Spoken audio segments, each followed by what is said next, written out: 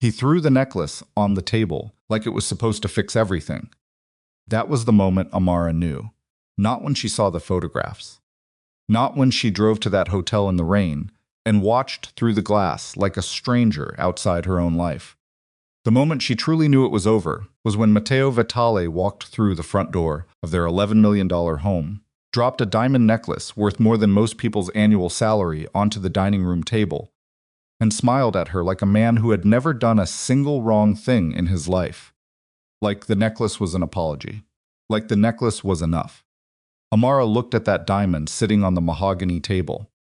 Then she looked at her husband, and she thought, he actually believes this.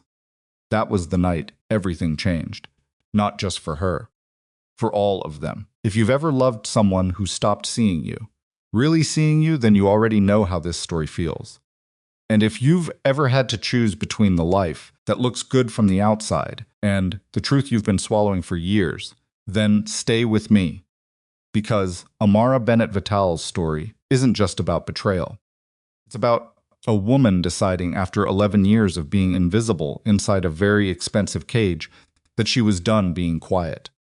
Before we go any further, if this is your first time here, hit that subscribe button right now and turn on notifications, because we post stories like this every week. Stories about real love, real pain, and real people who had to fight to get themselves back. Drop a comment and tell me what city or country you're watching from. I genuinely want to see how far this story travels.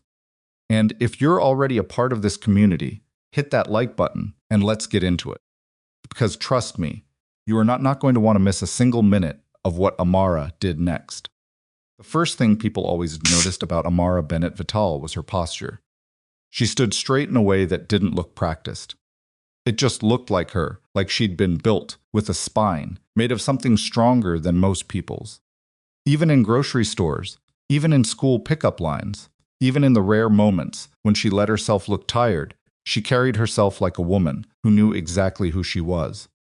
It was the first thing Matteo Vitale had noticed about her too, 11 years ago. He told her that on their third date, in a small Italian restaurant on the north side of Chicago, where the wine was cheap and the candles were in old Chianti bottles, he had said, "You walk like you're not afraid of anything." And she had laughed and told him he was wrong, that she was afraid of plenty of things. She just didn't see the point in letting fear show up in her shoulders. He had looked at her across that wobbly little table and said, "I think I'm going to marry you." She thought he was being dramatic. He wasn't. What Amara did not know at 22 years old, sitting across from a handsome, confident man who looked at her like she was the most interesting person he'd ever encountered, was that Matteo Vitale's family had run the west side of Chicago for 3 generations. She didn't know that the restaurant they were sitting paid a monthly fee to a man who reported to a man who reported to Matteo's father. She didn't know that Matteo's charm, and it was real charm, she never could deny that had been sharpened over years of needing people to trust him before he used them. She found out, gradually, the way you find out things about people you've already fallen in love with, which is the worst possible timing for finding out anything. By the time she understood what the Vitale name actually meant, she was already wearing his ring. Her father had sat across from her at the kitchen table in the house, where she grew up on the south side, and looked at her with the kind of exhausted love that only fathers of grown daughters can manage the love that has already.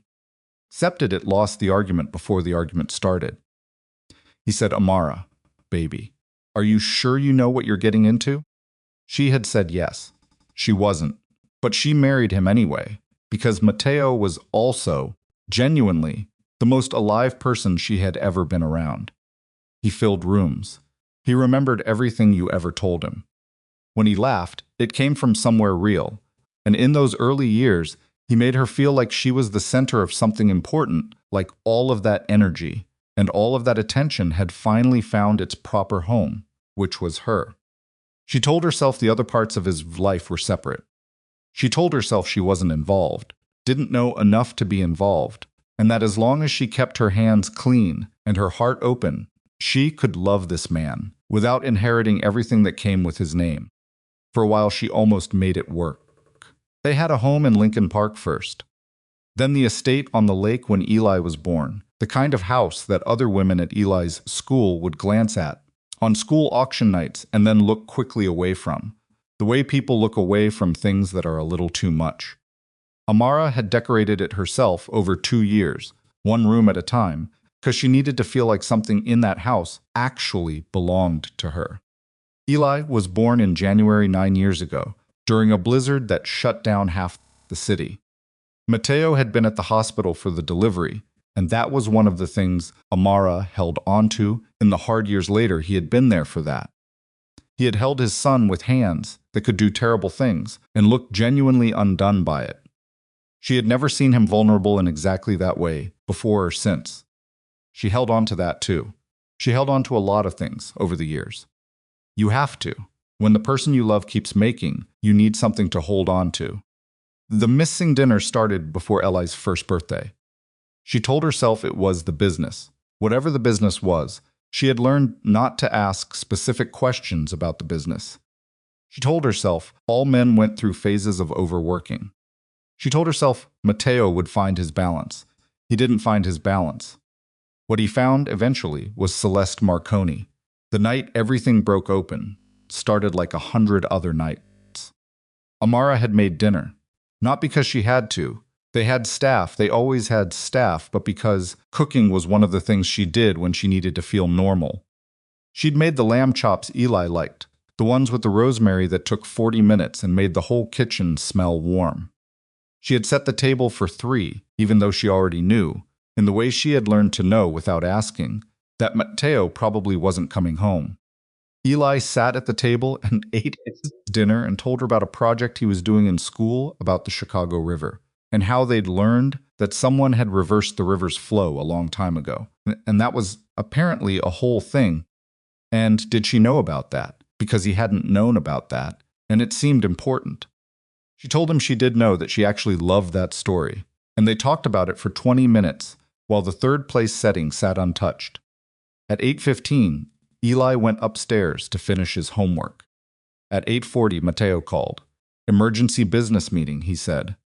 His voice had the particular quality it got, when he wasn't lying exactly, but wasn't telling the whole truth, slightly flat, slightly faster than normal, the way a person sounds when they've practiced what they're going to say. I'm going to be out of town overnight. Don't wait up. She said, okay. She didn't say, you missed dinner again. She didn't say, Eli asked where you were, and I didn't know what to tell him. So I said you were working, which I always say, which is starting to sound hollow, even to a 9-year-old. She didn't say any of those things, because she had said versions of them before and they went nowhere, and she was tired of the sound of her own voice, explaining things that a husband should not need explained. She said okay, and hung up and cleaned the kitchen, and told herself that tomorrow would be different. Then her phone buzzed. Unknown number, a text, and then another. And then 3 more in quick succession, each one a photograph. She almost didn't look. She almost deleted them without opening, because she had cultivated over 11 years a very specific skills, which was the ability to not look at things she wasn't ready to see. It was a survival skill. It had served her. She looked. The first photograph was Matteo in the lobby of the Langley Hotel downtown, a hotel she knew by name, because it was the kind of place that got mentioned in society columns, all dark wood and low lighting and the implication of money. He was wearing the gray suit she had hung up for him 3 days ago. He was not alone. The woman beside him was tall, blonde, in the expensive way that takes real maintenance, wearing a dress that cost more than some people's rent.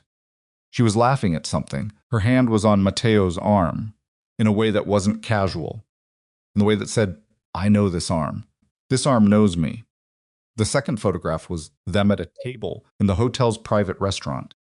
Closer now, the woman's head tilted toward Matteo, Matteo's hand on the small of her back. The third photograph was them in the elevator. Amara set her phone face down on the kitchen counter. She stood there for a long time. The kitchen was clean and quiet, and the lamb chop smell had faded, and the house was very large and very still around her. Then she picked up her keys. She drove downtown in the rain without a plan. She wasn't even fully sure what she was doing, until she was doing it, turning onto Michigan Avenue, finding the parking structure 2 blocks from the Langley, sitting in her car for 4 minutes in the dark, with the engine running and the rain on the roof, and her hands not quite steady on the wheel. She wasn't going to cause a scene. She knew that much. Scene causing was not in her character. She just needed to see it with her own eyes, because photographs could be faked. And her marriage was 11 years long, and she had a 9-year-old son asleep at home, and she needed to be sure before she let herself know what she already knew. She walked through the rain without an umbrella because she hadn't thought to grab one. The lobby was warm and smelled like cedars and expensive candles. The front desk staff didn't look at her twice. She had the posture of someone who belonged everywhere. Private restaurant was off the main lobby, behind frosted glass panels. You could see shapes through the glass, movement and candlelight, the blur of people. Amara stood outside that glass for 11 seconds. She counted them after, in the car, trying to understand why she had stood there that long instead of walking away. Through the blur of the frosted glass, she could see 2 people at a corner table.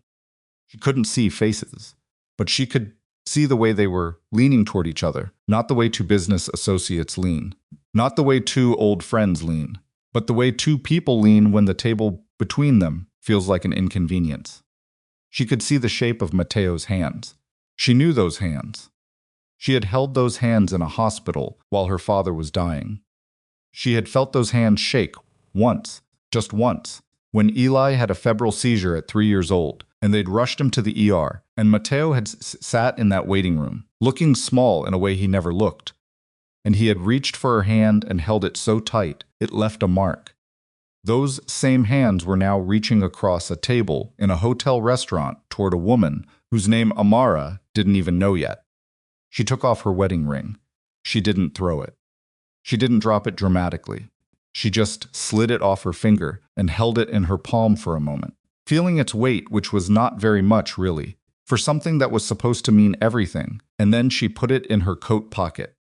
Then she walked back out into the rain. She didn't cry that night. She wanted to in the way you want to sneeze when you can feel it building, and it just won't come. She could feel something enormous pressing behind her eyes and in her chest, but it wouldn't release. She sat in her car in the parking structure for 22 minutes and nothing came. What came instead was something quieter and more frightening. Clarity. By the time she drove home, crossed the bridge over the river, turned onto the road that led to the estate, she had made a decision. She didn't announce it to herself. It didn't come with a dramatic internal monologue. It just arrived. The way certain decisions arrive, not with noise, but with the silence of something that was always going to be true once you let yourself admit it. She was done. Not angry done. Though the anger was there underneath, she could feel it waiting. But done in the way you're done with something, when you finally stop pretending. When the effort of pretending has cost more than you have left to give. She went home. She checked on Eli asleep, one arm flung over the edge of the mattress the way he always slept, looking so much like her and so much like Matteo at the same time that she had to stand in his doorway for a moment and just breathe. Then she went to her bedroom, their bedroom, technically, though Matteo hadn't slept in it consistently for 2 years, and sat on the edge of the bed. And she called Naomi. Naomi Caldwell had been Amara's best friend since they were 17 years old, since they'd sat next to each other in AP English, and Naomi had leaned over and whispered that the essay question was a trap, that the teacher wanted you to argue one position, but the correct answer was actually more complicated than that. And Amara had thought, I like this person. Naomi was now one of the most formidable divorce attorneys in Cook County. This was not a coincidence. Naomi had always been the sharpest person in any room she walked into, and she had chosen a field where that sharpness could do the most damage to people who deserved it. When Amara called at 11:47 at night, Naomi answered on the second ring. I need a divorce attorney, Amara said. A beat of silence. Are you safe? Naomi asked first. Always the first question with Naomi. Yes. Is Eli safe? Yes. He's asleep. Another beat. Then, okay. Don't move anything yet. Don't touch accounts. Don't move money. Don't say anything to him. Can you come to my office tomorrow morning at 8? Yes. Amara. Yeah. I've been waiting for this call for 3 years. Amara almost laughed. Didn't, but almost, I know, she said. I should have made it sooner. She hung up and lay back on the bed, fully clothed, and stared at the ceiling of the room where she had slept for 9 years, and thought about all the mornings she had woken up in that room, and made herself believe that tomorrow would be different. Tomorrow, she thought, is actually going to be different this time. Matteo came home at 6:15 in the morning. She heard the front door, heard his steps on the marble floor downstairs, heard him moving through the house in the particular way of a man who thinks he owns every room he walks into, which Matteo did, because he did own every room, literally and otherwise, and he had never had reason to move any other way. She was already awake. She had barely slept. She heard him come up the stairs. She lay still, eyes closed, breathing slow and even. She heard the bedroom door open and felt the change in the air, the way you feel it when someone steps into a room, and she kept her eyes closed. She heard him pause. Then he moved to the bathroom, quiet, trying not to wake her. She heard the shower run. He lay there and listened to her husband shower, after a night that had not, in fact, been an overnight business meeting, and she felt something settle in her chest. Not peace, exactly. More like the feeling after a long fever breaks the relief of knowing the pretending is over, even if what comes next is going to be hard. He came out of the bathroom and got into bed beside her, in the darkness. She could smell his soap, could feel the familiar weight of him settling into the mattress. For a moment, lying there in the dark beside this man she had loved and chosen and built a life with, she felt the pull of it, the pull of how much easier it would be to just close her eyes and let it be someone else's problem. Some future Amara's problem, not today's. She didn't close her eyes. She waited until his breathing slowed, until she was sure he was asleep, and then she got up quietly and went downstairs and made coffee and sat at the kitchen table with the ring in her pocket and her phone face up in front of her. She thought about her father. James Bennett, who had built 3 legitimate businesses from nothing, who had shaken hands with the right people and never asked the wrong questions, and died at 61 of a heart attack before he got to see his daughter's life fall apart. She wondered not for the first time what he would say if he could see her now. She thought he would say, "Baby, you know what you have to do." Coffee went cold while she sat there. At 7:30, she went upstairs and woke Eli for school. She made him breakfast, the scrambled eggs, with too much cheese, the way he liked them, and packed his bag and walked him to the end of the driveway, where the school picked him up, and she hugged him for an extra second before she let him go. And he said, "Mom," in that particular 9-year-old voice that means you're embarrassing me, but he hugged her back. She watched the car pull away. Then she went back inside, picked up her bag, and drove to Naomi's office. And that was the morning Amara Bennett Vitale started building the case that would eventually bring down the most dangerous chapter of her life, not with a scream, not with a scene, not with any of the things people expect from a woman who has just discovered her husband has been living a second life. She did it with paperwork. She did it with patience. She did it with the posture of a woman who already knew how this ended. Naomi Caldwell's office was on the 14th floor of a building on LaSalle Street that had been there since 1927 and looked like it. The elevator was slow and the hallway smelled like old wood and coffee and the particular kind of seriousness that accumulates in places where people come to end things. Amara had been in this building twice before, once for her father's estate after he died, once to review a contract for one of his businesses that she had inherited, and then, over the following year, gradually stopped paying close attention to. She would think about that second visit a great deal in the weeks that followed. Naomi was already at her desk when the assistant showed Amara in. No pleasantries, no small talk that was Naomi's way when something was serious, and Naomi had clearly decided this was serious. She stood up, hugged Amara briefly, the kind of hug that acknowledges something happened, without requiring you to perform grief about it, and then she gestured to the chair across from her desk and sat back down. "Tell me everything," Naomi said. "From the beginning. Don't leave out things because you think they don't matter. They always matter." So Amara told her. It took 40 minutes. She started with the photographs and worked backward the missed dinners, the overnight absences, The phone calls that ended when she walked into rooms, the gradual withdrawal that she had spent years rationalizing as stress or pressure, or the particular burden of being the kind of man Matteo was. She told it all in a flat voice, not because she wasn't feeling anything, but because she had apparently used up her available emotion, somewhere between the parking garage and this chair, and what was left was just the facts, stated plainly. Naomi listened without interrupting. She made notes on a yellow legal pad in her dense, small handwriting. When Amara finished, she set down her pen. The photographs from the unknown number, Naomi said. Still have them? On my phone. I didn't delete anything. Good. Don't. Naomi picked up her pen again. How much do you know about his finances? Joint accounts, properties, business interests? Some. Not all. We kept some things separate. He said it was for protection. Mine. Amara heard how that sounded as she said it. I know how that sounds. It sounds like something a lot of women in your situation have told me, Naomi said, without judgment, which was somehow worse than judgment. Okay, here's what we're going to do. What they were going to do was not simple. Naomi laid it out with the methodical precision of someone who had navigated divorces in Chicago long enough to understand that the Vitale name changed the geometry of everything. This wasn't going to be a standard filing. Matteo had attorneys multiple, layered, experienced ones whose primary function was the protection of assets that existed in deliberately complicated forms.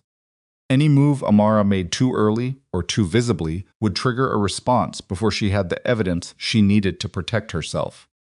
Going to fight this, Naomi said. It wasn't a question. I know. He's going to try to control the narrative, the finances, and if he can, you.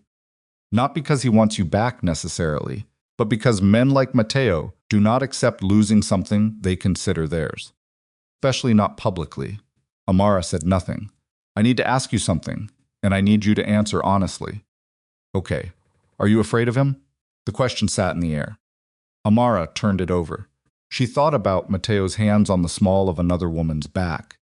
She thought about his voice on the phone saying emergency business meeting in that flat, rehearsed tone. She thought about 11 years of mornings in a house that cost more than some entire city blocks, feeling like a resident rather than a wife. I'm afraid of what he's capable of, she said finally. I'm not afraid he would hurt me, but I know he would try to ruin me if I gave him a reason to. And I know there are people around him who are not. They don't have the same hesitations he does. Naomi nodded. Then we build the wall first, and we open the door second. No filing. Not yet. We spend the next 2 to 3 weeks gathering everything we can. I want financial records, communication logs, anything you can access from your own accounts in the properties you jointly hold. I'm going to hire a forensic accountant, and I want you to walk me through your father's businesses. Every one of them.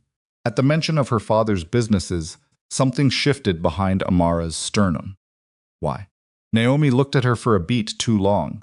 Because in cases like this, the money always leaves a trail.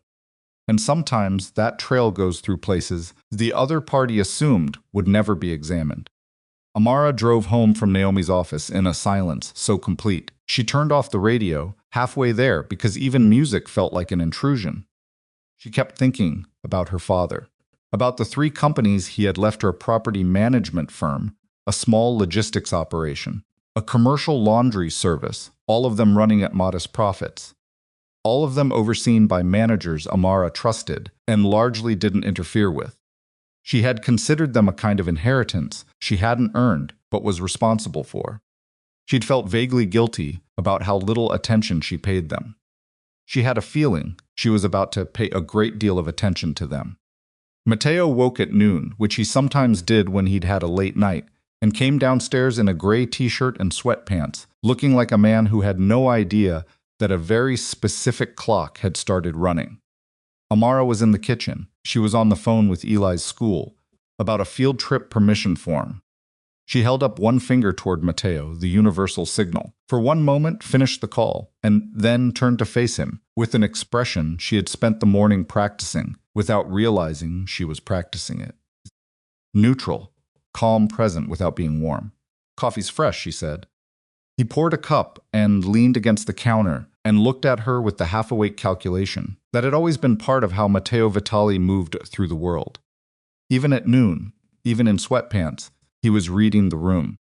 It was something she had found attractive, once the alertness of him, the sense that nothing got past him. It felt different now. "You're up early," he said. "I had errands." He nodded, drank the coffee, looked out the window at the lake. She watched the side of his face and thought, he has no idea. And then thought, keep it that way.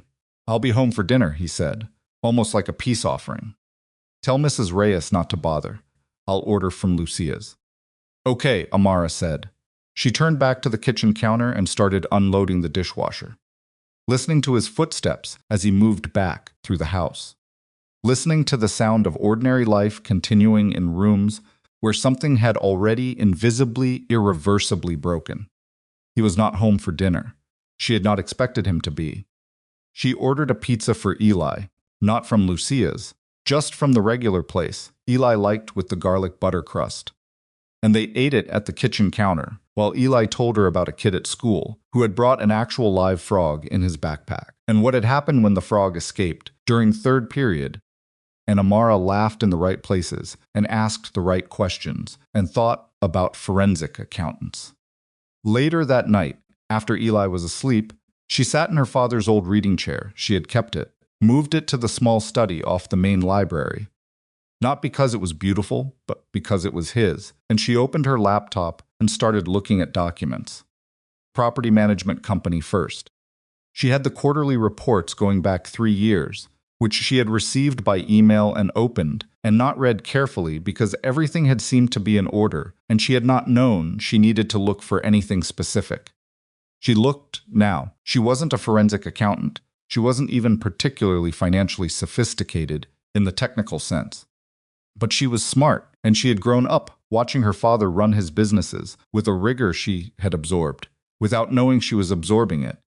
And after 40 minutes of looking at vendor payments and cash transactions and a particular set of transfers to and from a holding company she did not recognize, she felt something cold settle in the pit of her stomach. The holding company was called Lakeview Meridian LLC. She had never heard of it. She searched for it. It took 20 minutes of digging before she found a registered agent address. When she cross-referenced the address with records she found in the files from her father's estate, she felt the cold thing in her stomach spread outward into her chest. The address was a property she knew. A commercial building in Bridgeport that Matteo had purchased 3 years ago, for reasons she had never pressed him on. She had signed something related to it, a document, a release. She couldn't remember the details. She had signed things for Matteo over the years, without always reading them carefully, because she had trusted him, because they were married, because she had been. Stop that thought before it could get too loud. She closed the laptop, sat back in her father's chair, and breathed. He used them, she thought. He used Daddy's businesses. The anger that had been sitting quietly underneath everything else arrived then, and it was not the sharp, hot anger of the hotel photographs or the hollow anger of 11 years of missed dinners. It was something older and heavier and far more dangerous. It was the anger of someone who has just understood not only that she was betrayed, but that the betrayal reached backward in time and contaminated things she had thought were safe. Picked up her phone and texted Naomi. "I found something. We need to talk tomorrow. Bring the accountant." Naomi texted back within 60 seconds. "Found what?" "Lakeview Meridian LLC. I'll explain everything in the morning." Pause, then don't touch anything. Don't move any documents. "And Amara, don't let him see your face tonight." She didn't. When Matteo came home at 11:30, she was already in bed, lights off, breathing slow. She heard him pause outside the bedroom door in a way that was slightly longer than usual, as if he was listening. Then he went to the guest room. He had started doing that, increasingly using the guest room when he came in late, ostensibly so he wouldn't wake her, actually because it was easier than occupying the same space as a woman he had stopped being honest with.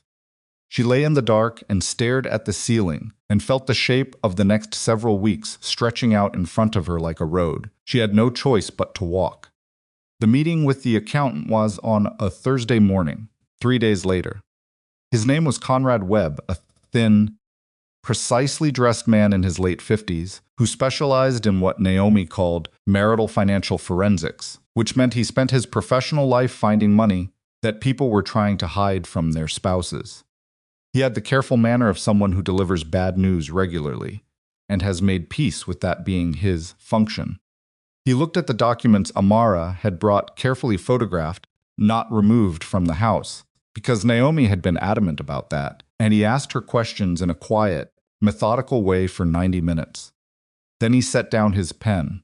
"Mrs. Vitale," he said, and then corrected himself, "Ms. Bennett. I'm going to need more access to verify this fully. But, based on what you've brought me today, the entity you found Lakeview Meridian has been used as a pass-through for transactions flowing in and out of at least 2 of your 3 inherited companies. The pattern I'm seeing is consistent with layering." Amara knew what layering meant. She'd heard the word in contexts she'd chosen not to examine too closely over the years. "How long?" "From what I can see, approximately 4 years. Possibly longer. 4 years. Eli had been 5 years old 4 years ago. Matteo had taken them to Tuscany for a month that summer, a trip she had thought of as one of the rare, beautiful periods of their marriage. 3 weeks in a rented farmhouse, where Matteo had actually seemed to put down whatever weight he usually carried and just be present. She wondered what he had been building in those months while they were walking through vineyards. "What does this mean for me legally?" she asked. Her voice was steady. She was proud of that. Naomi answered before Conrad could. "It means Matteo didn't just cheat on you. He consciously involved your inheritance in his operations. Which means in a divorce proceeding, there is going to be a very complicated argument about what those companies are worth, what liability they carry, and what you knew or didn't know." She paused. "It also means that if anyone else ever comes looking at those companies, anyone outside of this divorce, the exposure doesn't just fall on Matteo." The room was very quiet. "He put it in my name," Amara said slowly. Not a question. Understanding something she should perhaps have seen before. "The companies were already in your name," Naomi said carefully. "Which means if anything he moved through them ever attracted a different kind of attention, you would be the entity of record." Amara sat with that for a moment. The farmhouse in Tuscany. Eli, running through a field. Matteo laughing at something on the terrace, the light on his face, looking like a man without a single complicated thing in his life. "Can we separate them?" she asked. "Legally fully, so that what he did doesn't follow me out of this marriage." "That's the plan," Naomi said. "But it's going to require documentation, filings, and it's going to require us to be very careful about how and when Matteo finds out we know." Conrad Webb folded his hands on the table. "There's one more thing," he said. Both women looked at him. The transfers didn't stop. "The most recent one I can identify is 11 days ago. 11 days ago, 2 days before the photographs arrived on her phone. The next 10 days were the strangest of Amara's life, and they were strange in a specifically quiet way. She woke up each morning in the house she had lived in for 9 years, and she went through the motions of that life's school runs, gym, the occasional lunch with women she knew from Eli's school, whose company she had never fully relaxed into because there were always things she couldn't say, and the whole time, underneath all of it, she was building something. Matteo could not see. Naomi filed preliminary paperwork with the court under seal. Conrad Webb spent 4 days going through every available financial record. Amara began the process of understanding, for the first time with real clarity, exactly what her father had left her and exactly what her husband had done with it. She stopped crying, not because she had finished grieving, but because she didn't have time for it. The grief would be there later. It had been put in a room, and the door had been closed, and it would wait, because grief was patient. Matteo was oblivious, or so she thought. It was a Wednesday evening, 3 weeks after the hotel, when she understood that Matteo was not, in fact, entirely oblivious. She was in the kitchen going over school schedules when he came home, earlier than expected 6:30, which was unusual, and walked in with a stillness about him that she had learned over 11 years to pay attention to. Matteo's moods were not performed. When something was wrong, he didn't announce it. He got quiet in a particular way, a gathering in, like a weather system pulling energy before it released. He set his keys on the counter. He got a glass of water. He stood at the kitchen window, looking out at the lake for 30 seconds without speaking. "How was your day?" he asked. "Fine," she said. "Eli has a project due Friday. He needs poster board." "Right." He turned from the window. He was looking at her, and it was not his usual look, the distracted look of a man who is technically present, but thinking about 17 other things. This was focused, fully on her. "You seem different lately." Her heart gave one hard knock against her sternum. She kept her face exactly where it was.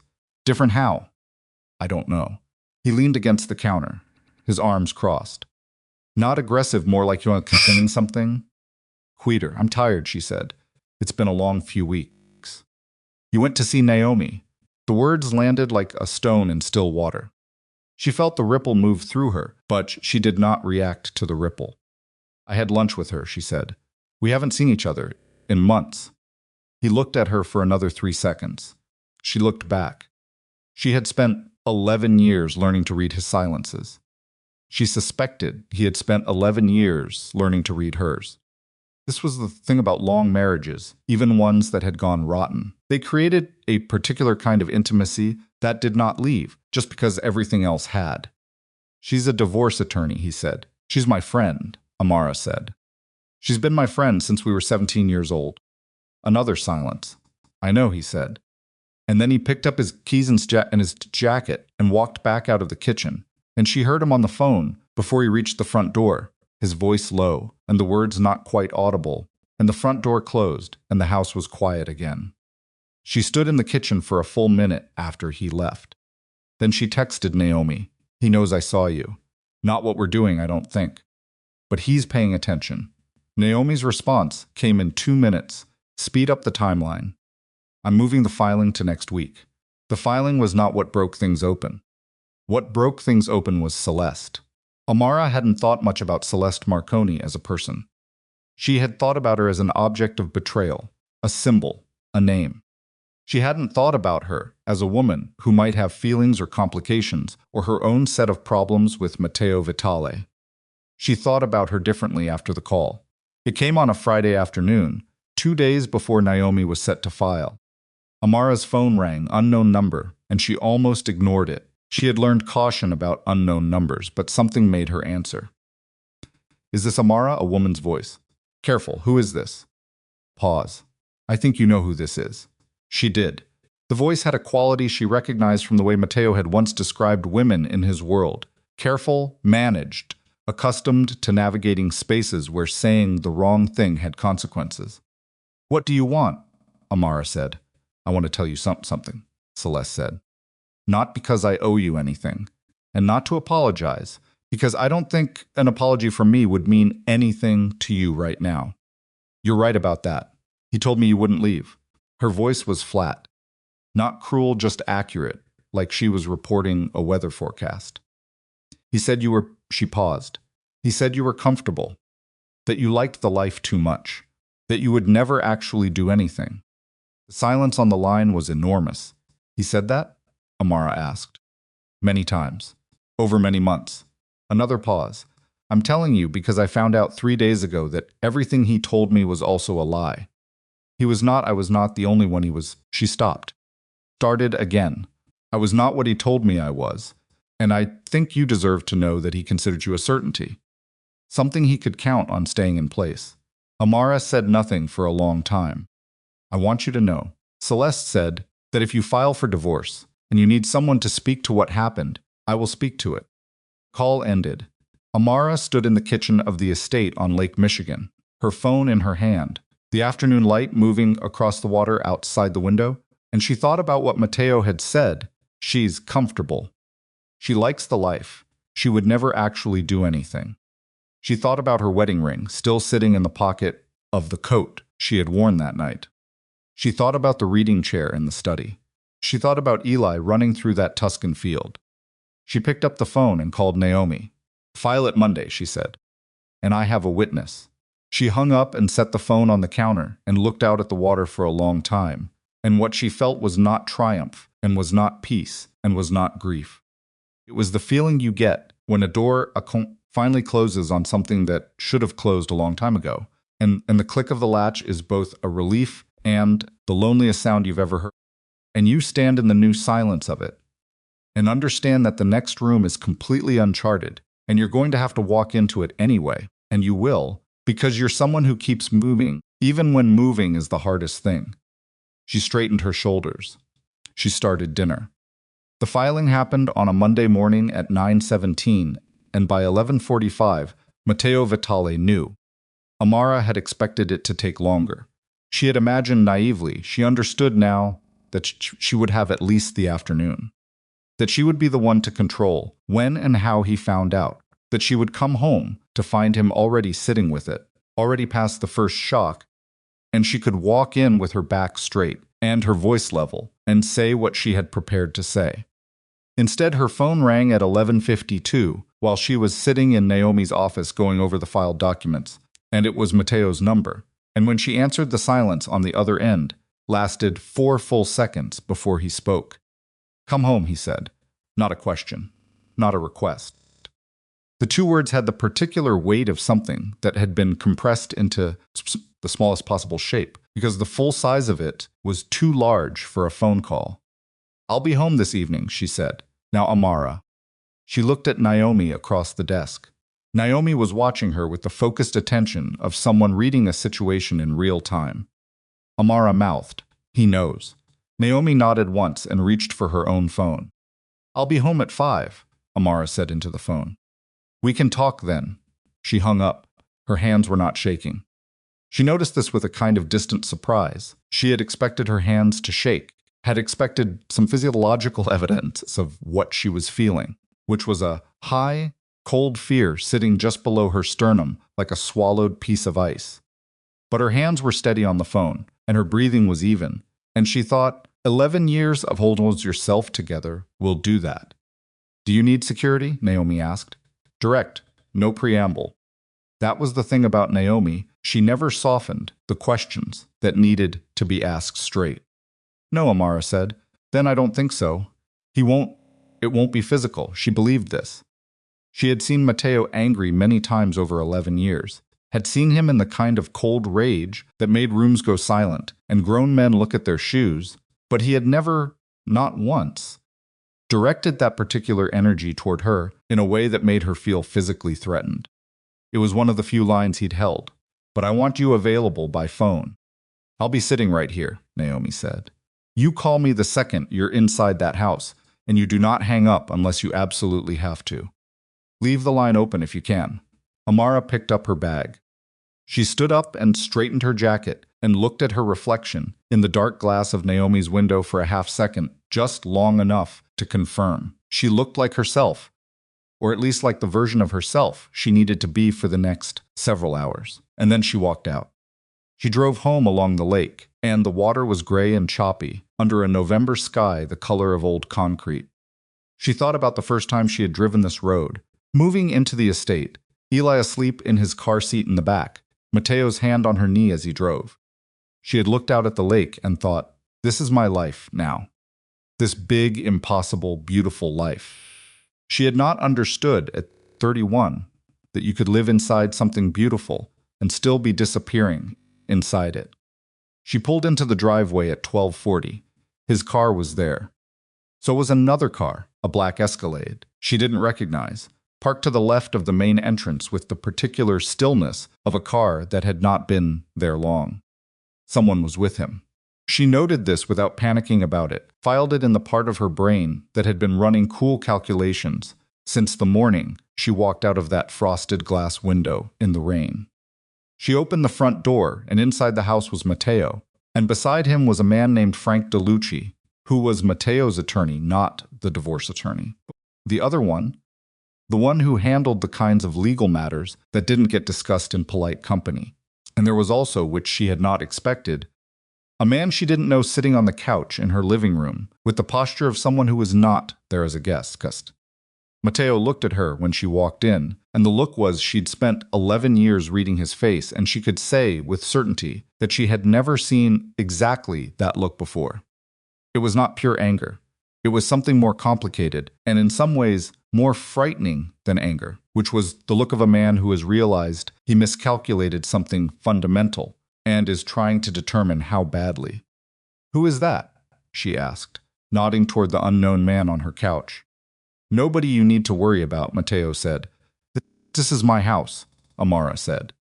"I'd like to know who's sitting in it." Frank DeClucci cleared his throat. He was a small, immaculate man in his 60s who had the professional affect of a person who had been paid not to have feelings for so long that he had successfully completed the project. "Mrs. Vitale, perhaps we could—" "Amara," she said. He blinked. "I'm sorry? My name is Amara, not Mrs." The room was very quiet for a moment. The unknown man on the couch, slowly, with the deliberate movements of someone who is comfortable letting other people be nervous. He was perhaps 50, thick through the shoulders, with a face that had clearly absorbed some damage over the years, and wasn't bothered by it. He looked at Amara with a professional neutrality that she recognized. It was the same look Matteo's security people had, the look of men who assess rather than react. "I'll wait outside," he said to Matteo. Matteo nodded once. The man walked past Amara without looking at her, and the front door closed behind him, and the house was down to 3 people. "Sit down," Matteo said. "I'm fine standing." His jaw tightened. She watched it. "Amara." "Sit down, Matteo." She said his name with the same flat inflection he'd used on hers, an echo, a mirror. "I filed for divorce this morning." You know that, or we wouldn't be having this conversation." "Frank is here, which means you've been in contact with your attorney since before noon, which means you've had 2 hours to think about your position. I have had 11 years to think about mine, so with respect," and she let a half-beat land on the "with respect, I would like to have this conversation in a way that is actually productive, which means I would like Frank to leave, and I would like you and I to speak to each other, like the 2 adults who made a child together." Frank DeLucci looked at Matteo. Matteo looked at Amara for a long time. "Give us a few minutes," he said to Frank. Frank picked up his briefcase with the smooth efficiency of a man who had been dismissed from rooms his entire career and had no feelings about it, and he went toward the kitchen, and they were alone. The living room had been decorated by Amara over 2 years. Every piece of furniture, every painting, every lamp had been chosen by her. She had brought in a designer once to consult, and had then ignored most of what he said and done it her own way, because she needed the house to contain something of herself, or she was going to vanish in it. Now she stood in the middle of what she had made and faced the man who had broken what they were supposed to be building together.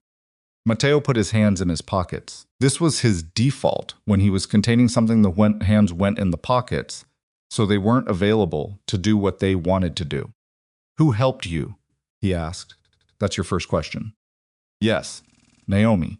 His mouth did something complicated. "I should have known. He stopped himself. Started again. "How long have you been planning this?" "I started planning the morning after you came home from your overnight business meeting," she said. "The one where you were actually at the Langley Hotel with Celeste Marconi." The name landed. She watched it land. Something moved behind his eyes, not guilt, exactly, because she didn't think Matteo experienced guilt the way ordinary people did, but something adjacent to it. Something that was perhaps the recognition that he had been seen, and that being seen had consequences. "Amara, I went there," she said. "That night. I drove downtown in the rain, and I stood outside that restaurant, and I watched you through the glass." He was very still. "I took off my ring in the parking garage," she said. "I have not put it back on." He looked at her hands. They were ringless. Both of them she had stopped wearing any rings in the weeks since. Partly practical and partly because she needed the physical reminder every time she looked at her own hands that she had already made this decision. "It wasn't he started." "Don't," she said.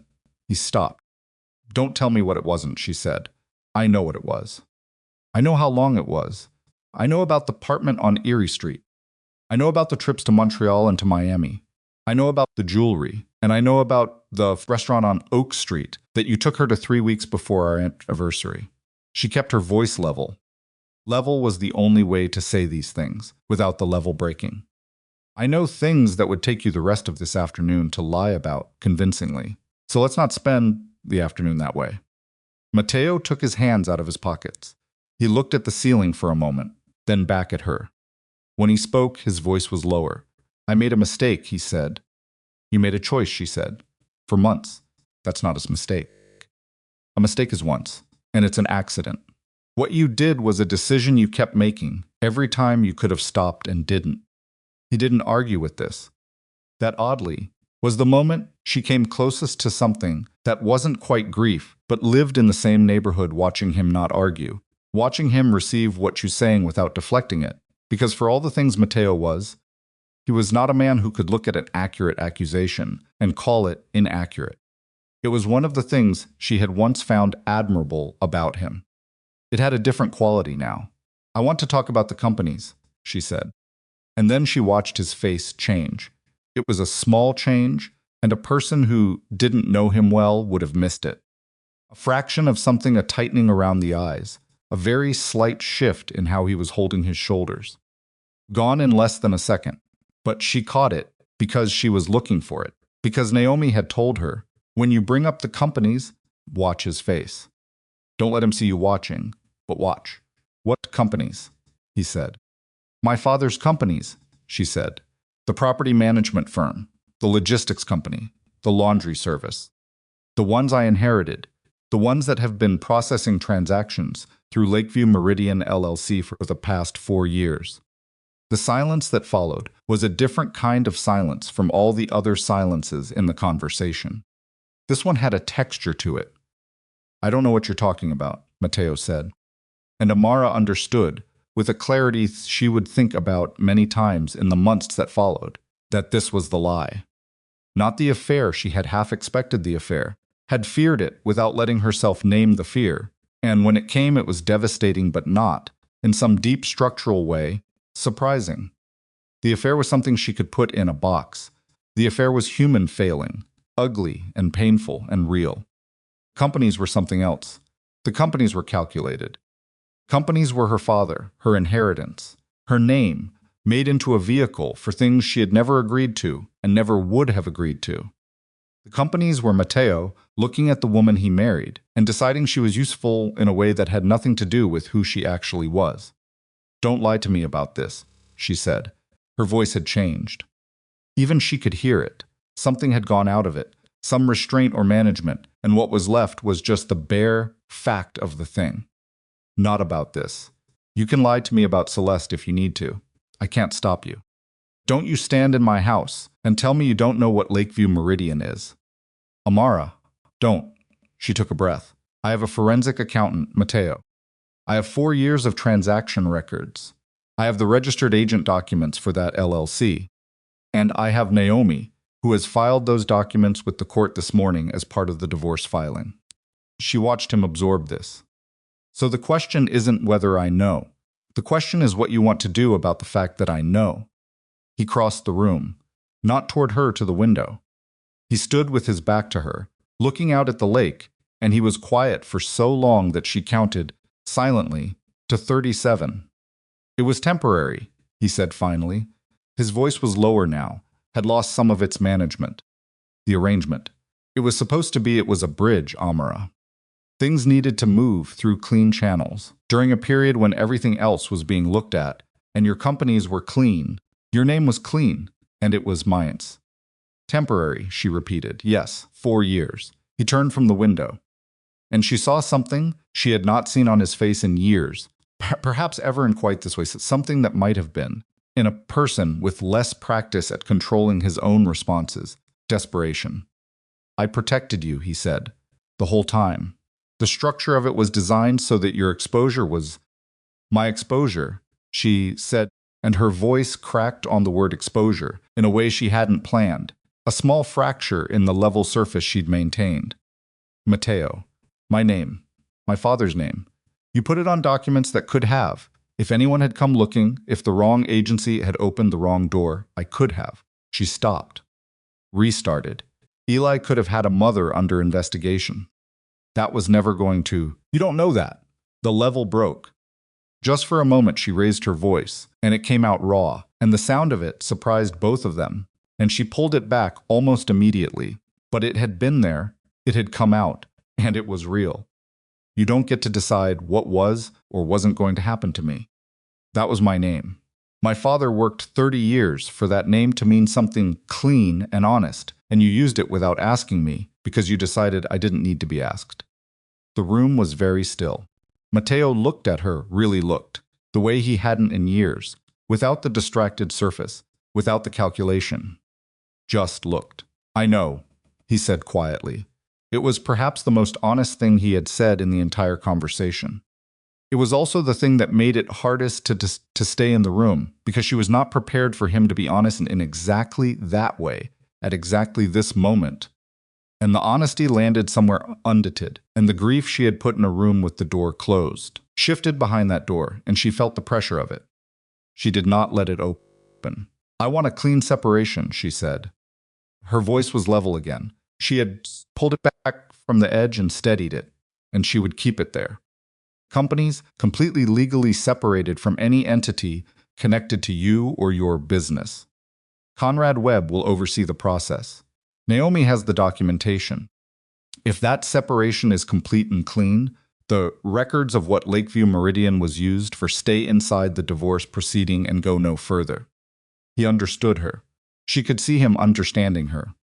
And if it's not clean, he asked, then I don't control what happens to those records, she said. Naomi does. Another long silence. You planned this, he said. Not accusatory exactly. More like he was still processing the geometry of it. I learned from watching you, she said. Frank DeLucci came back into the room, 17 minutes later, when Matteo went to get him, and the three of them sat around the table that Amara had picked out from a showroom on the Merchandise Mart, and they talked about preliminary terms for 2 hours.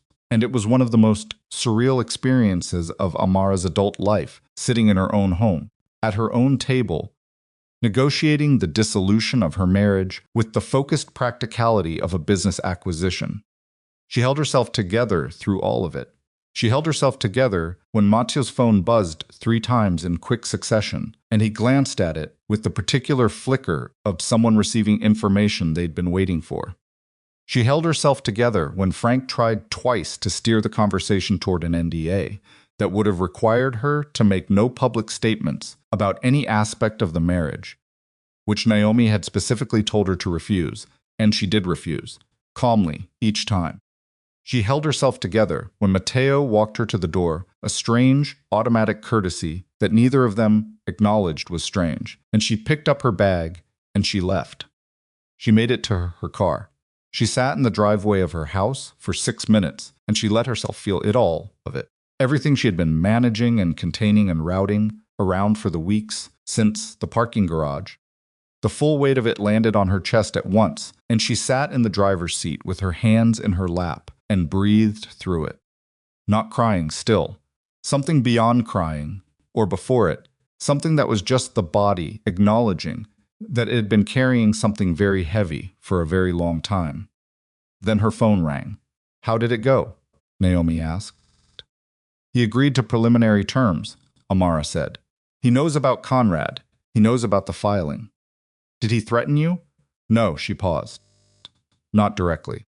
What does that mean? She thought about the black Escalade in the driveway, about the man who had been sitting on her couch and had walked outside when she asked, about Matteo's phone buzzing 3 times while they were talking, and the particular quality of his expression when it looked at it. It means I don't know, she said, and I don't want to guess. Pause on Naomi's end. Then I'm moving Eli's school notification to tomorrow. If you want, I can also have someone... No, Amara said it fast. No one in his life changes yet.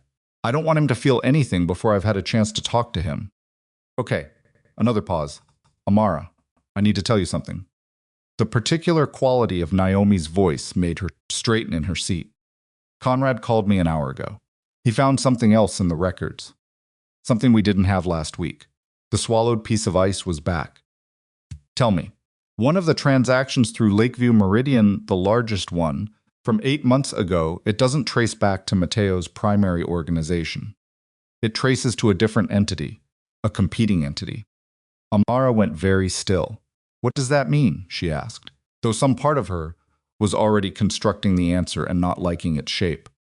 It means that Either Matteo was running a side arrangement your companies facilitated without his organization's knowledge, Naomi said carefully, or someone else used the same channel without Matteo's knowledge.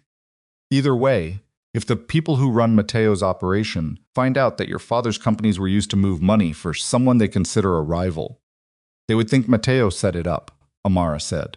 Or they would think you did, Naomi said. And Amara, the problem isn't Matteo anymore. She sat in her car, in her driveway, in the gray November afternoon, and looked at the front door of her house and thought about the man who had been sitting on her couch, and about the escalade, and about Matteo's face when she mentioned Lakeview Meridian, not just the flicker of recognition, something underneath it, something she had identified at the time as desperation, but was now reconsidering, was now reading differently in the light of what Naomi was telling her. Not desperation, fear. Matteo Vitale, who did not scare easily and had never in 11 years let her see him frightened, had been afraid when she said that name. Not of her. Of whoever was on the other end of a transaction that had moved through her father's company 8 months ago. A transaction he may or may not have known about, which was somehow worse than if he had definitely known about it. Because if Matteo didn't know about it, then someone had used his wife's inheritance without his knowledge or consent, and that meant there were people inside his world with the access and the nerve to do that. And those people would know, very soon if they didn't already, that the transaction records were now part of a divorce filing, sitting in the Cook County court system. I need you to listen to me very carefully, Naomi said. I need Eli to go somewhere tonight. Somewhere that isn't that house. Amara's throat tightened. I think you're not just a wife filing for divorce anymore, Naomi said. And I think the sooner Eli is somewhere I know is safe, the better I'm going to feel about the next 72 hours. She looked at the front door of her house. Behind that door was her son's backpack, his homework for Friday, the poster board she'd said she would get him and hadn't gotten yet, because her week had become something she hadn't planned for. I'll call my sister, Amara said. Good. Naomi. Yeah. How bad is this? The pause was one beat too long. I don't know yet, Naomi said, but I need you to stop thinking about the divorce for the next 48 hours and start thinking about something more immediate. Amara got out of her car. She walked toward her front door with her back straight, and her face arranged and her heart going at a pace she could feel in her fingertips. And she thought about the woman she had been 3 weeks ago, the woman who had sat in her father's reading chair, looking at quarterly reports and found a company name she didn't recognize, and thought the worst thing she would find was evidence of. Her husband's infidelity braided into her inheritance. That woman had not known what she was pulling on. She had pulled on it anyway. And now the thread had unraveled far enough that she could see the shape of something she hadn't anticipated. Something that was larger and colder and more dangerous than a divorce. And she was standing at the threshold of her own home, with the knowledge that the ground she'd been standing on had shifted under her feet in a way she could not yet fully measure, and she could not go back to not knowing, and she could not pause. And the only thing left to do was go inside and get her son and move, because whatever came next was already in motion, and the only variable she still controlled was how ready she was when it arrived. She pushed open the front door. She got Eli out of the house in 40 minutes. She told him they were going to Aunt Denise's for a few days because she needed some repairs done on the house, and it would be loud and boring, and Aunt Denise had just gotten a new dog. Eli accepted this with the particular unquestioning trust of a 9-year-old who has not yet learned to read the specific frequency of tension in his mother's voice, and he packed his backpack with his Nintendo and 3 books and his favorite sweatshirt, did not ask as why his mother carried his bag to the car, instead of letting him do it himself, or why she checked the street in both directions, twice, before she opened the car door. Denise Bennett lived in Oak Park, 40 minutes west of the lake, and on the house where she and Amara had grown up after their parents moved there from the south side. Their mother had died when Amara was 26, their father 3 years later. Denise had stayed in the house because someone had to, and because Denise was the kind of person who stayed steady, rooted, with a directness that could read as bluntness until you needed it, and then it was the most comforting thing in the world. When Amara pulled up outside, Denise was already on the porch. Naomi had called ahead. Of course she had. Denise came down the steps and opened Eli's door and said, "There's a dog in there who needs a 9-year-old immediately. Go fix that situation." And Eli was off and running before Amara had put the car in park. Denise came around to the driver's side. Amara got out. They stood on the sidewalk in the November dark, and Denise looked at her younger sister the way she always had with an assessor's eye. Not unkind, just thorough. "How bad?" Denise said. "I don't know yet," Amara said. "Maybe nothing. Maybe not nothing. How long does Eli stay?" "I need 72 hours. Maybe a week." Denise nodded. No questions about why, no performance of shock, no waste of time. "He's here as long as he needs to be. I'll call his school tomorrow morning." Amara looked at her sister. She felt something move in her chest, the kind of gratitude that is too large to say out loud, without it breaking into something messy, so she didn't try to say it. "Thank you," she said. "Go," Denise said, "and call me when you know something." Amara got back in the car. She drove back toward the city, and she did not let herself think about Eli's face when he'd hugged her goodbye, or about the way he'd said, "Love you, Mom," without looking up from the dog. The casual, unself-conscious love of a child who has no reason yet to think it might be in jeopardy. She drove, and she made calls, and she did not think about that. Naomi's office at 9 at night looked different from Naomi's office at 9 in the morning. The building was quieter, the LaSalle Street traffic reduced to the occasional cab. The overhead lights were off, and the desk lamps were on, and there were coffee cups on every surface, and Conrad Webb was on the couch with his laptop and 3 printed spreadsheets spread across the cushions beside him. And Naomi was on the phone when Amara walked in, and she held up one finger without looking away from whatever she was hearing. Amara sat down and looked at Conrad. "How bad?" she asked. Same question she'd asked Denise, because it was the only question that mattered right now. Conrad sat down, the spreadsheet he was holding, and looked at her over the top of his glasses, with the expression of a man measuring how much information the person across from him can absorb without shutting down. "The transaction I identified," he said, "the one from 8 months ago, it's $740,000. It came through your property management company's operating account and exited through 2 separate entities before it landed in an account connected to a holding company I've been able to associate loosely with a name." He paused. "Dominic Ferrara." Amara knew that name. "You did not spend 11 years married to Matteo Vitale without knowing that name, the way you knew the names of weather systems that leveled things." Dominic Ferrara ran the East Side. He and Matteo had a history that predated her marriage, and had never, in 11 years, resolved into anything she could describe as peaceful. "Matteo and Ferrara hate each other," she said. "Yes," Conrad said. "So either Matteo was secretly running money for his rival, which seems unlikely," Conrad said. "Given the structure of the transaction, given the routing, given the fact that the originating instruction appears to have come through a user credential associated with one of your company's administrative accounts." He stopped. "An account that was accessed from an IP address that does not belong to your company, your home network, or any device registered to Matteo Vitale." The room was very quiet except for Naomi's voice on the phone, low and rapid across the room. "Someone accessed my company's account," Amara said slowly, "from outside, and moved money through it to an entity connected to Dominic Ferrara." "Yes, without Matteo knowing. That appears to be the case. So someone set this up to look like either Matteo or you facilitated a transaction for Ferrara," Conrad said. "Yes." Amara sat back in her chair.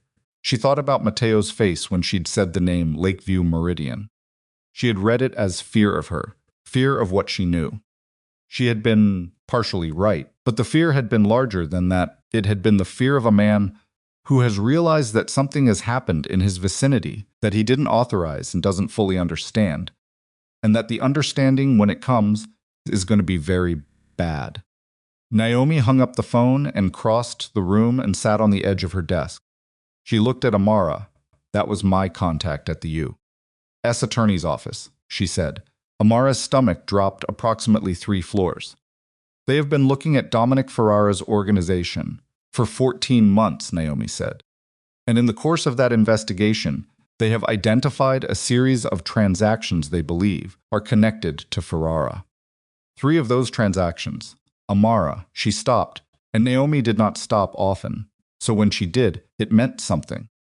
3 of those transactions run through your family's companies. The silence in the room was complete. Conrad looked at his spreadsheets. Naomi looked at Amara. They don't know yet, Naomi said, that those companies belong to the wife of Matteo Vitale. They're still tracing ownership. But when they get there, and they will get there, probably within the next few weeks, they are going to come to you. And they are going to want to know what you know. I don't know anything, Amara said. I know that. You know that. Naomi's voice was careful, but the documents say otherwise. And in a federal investigation, what the documents say is what they start with. Amara put both hands flat on the table in front of her. She looked at them, her own hands, no rings, the hands of a woman who had made dinner and driven carpools and sat in her father's reading chair and built something she thought was at least partially hers. She thought about her father, about the 30 years he'd spent making those companies mean something honest. Someone used my companies to frame either Matteo or me, she said. Or both of us. In a federal investigation. Yes, Naomi said. And whoever did it had access to our internal systems. Yes. Which means it was someone close enough to the operation to have that access. Yes. Amara took a breath. I need to talk to Matteo. Amara. Not about the divorce, she said. About this. Because if what Conrad is describing is accurate, then Matteo has a problem he may not know the full shape of yet, and his problem is currently attached to my name. And I need him to understand that, so we can figure out who did this before the federal government figures out my name. Naomi looked at her for a long time. You're walking to the house of a man whose organization you've spent in the middle of building a case again of a federal entity you're peripherally connected to, and have an honest conversation with him about it. Yes. I'd like the record to show I think this is insane. Noted, Amara said. I'm doing it anyway. She called Matteo from the car outside Naomi's building at 10:45 at night. He answered on the second ring, which told her he hadn't slept either. I need to come over, she said. A pause. Where's Eli? Safe. He's at Denise's. Another pause longer, and she could hear him processing the fact that she'd moved their son.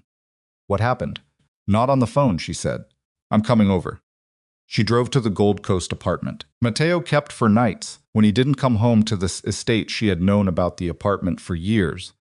It was one of the things in the category of things she hadn't pressed on, because pressing on it would have required confronting other things. That whole architecture of deliberate not knowing she had lived inside for a decade. She had never been to the apartment before. It was on the 22nd floor of a building on Dearborn, with a doorman who looked at her arrival at 11 at night with the professionally incurious expression of a man who had seen many things in that lobby and had opinions about none of them. She gave her name. He called up. He let her through. Matteo answered the door in a dark shirt and jeans, no jacket, and he looked like a man who had been sitting with something uncomfortable for several hours, tired, in a way that was not physical, but that had settled into his posture. He looked at her, and she saw the flicker of something, not softness exactly, but the recognition of something familiar, in the middle of something that was not.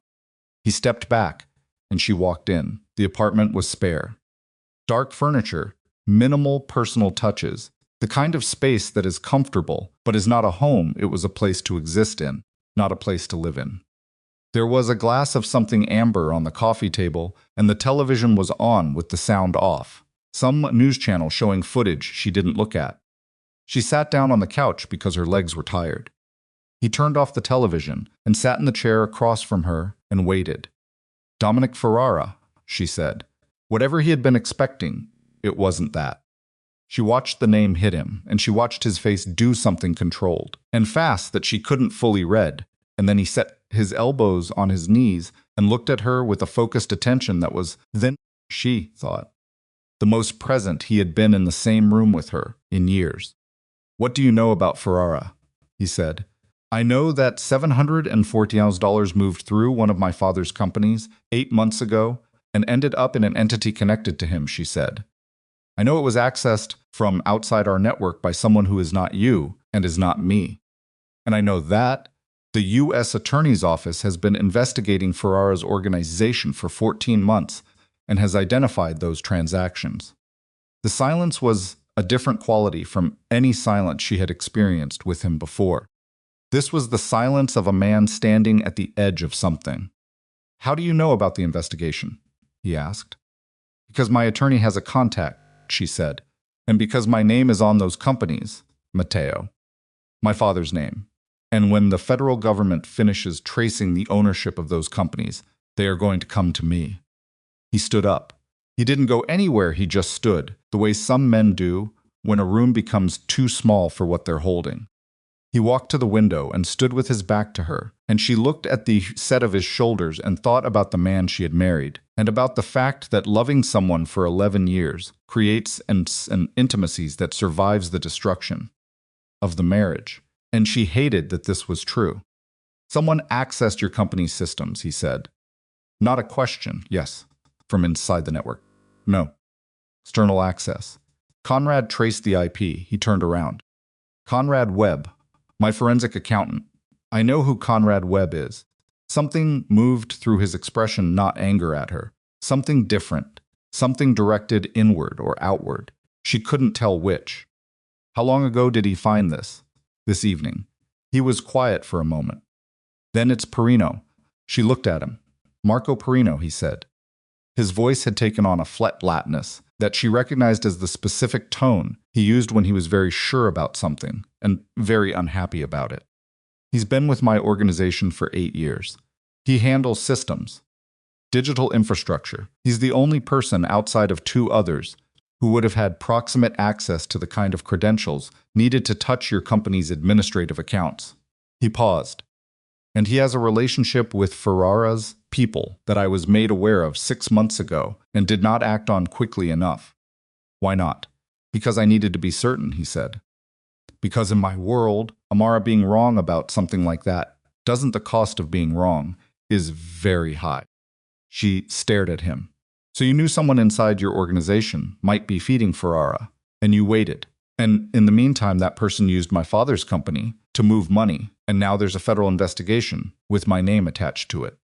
He didn't flinch. "Yes," she stood up. She did it slowly, because her body felt heavy with the weight of everything the last 12 hours had put on it. And she stood in the middle of his apartment and looked at this man, and said something she had not planned to say. "I want you to understand something," she said. "Not as your wife. Not even as the person divorcing you. As someone who has spent 11 years watching you protect everything you consider yours is. I need you to understand that I am done being something that happens to me. That Lakeview Meridian, and Perino, and Ferrara, that is your world, Matteo. I did not choose it, and I was not protected from it. I was used as camouflage for it. And that ends. It ends now. Whatever you need to do about Perino, whatever you need to do about the money, you do it in a way that does not leave a single fingerprint on anything with my name on it. Do you understand me?" He looked at her for a long moment. "Yes," he said. "I need more than yes. Amara, I need to know," she said, "that you understand the difference between handling your problem and handling it in a way that buries mine. Because if the federal investigation gets to my name before you have sorted out the trail that leads there, the separation I negotiated today doesn't mean anything. My father's companies become evidence, and I become a person of interest in something I had nothing to do with." "I understand," he said, and then, in a voice that had lost the last of its management, "I'm going to fix it."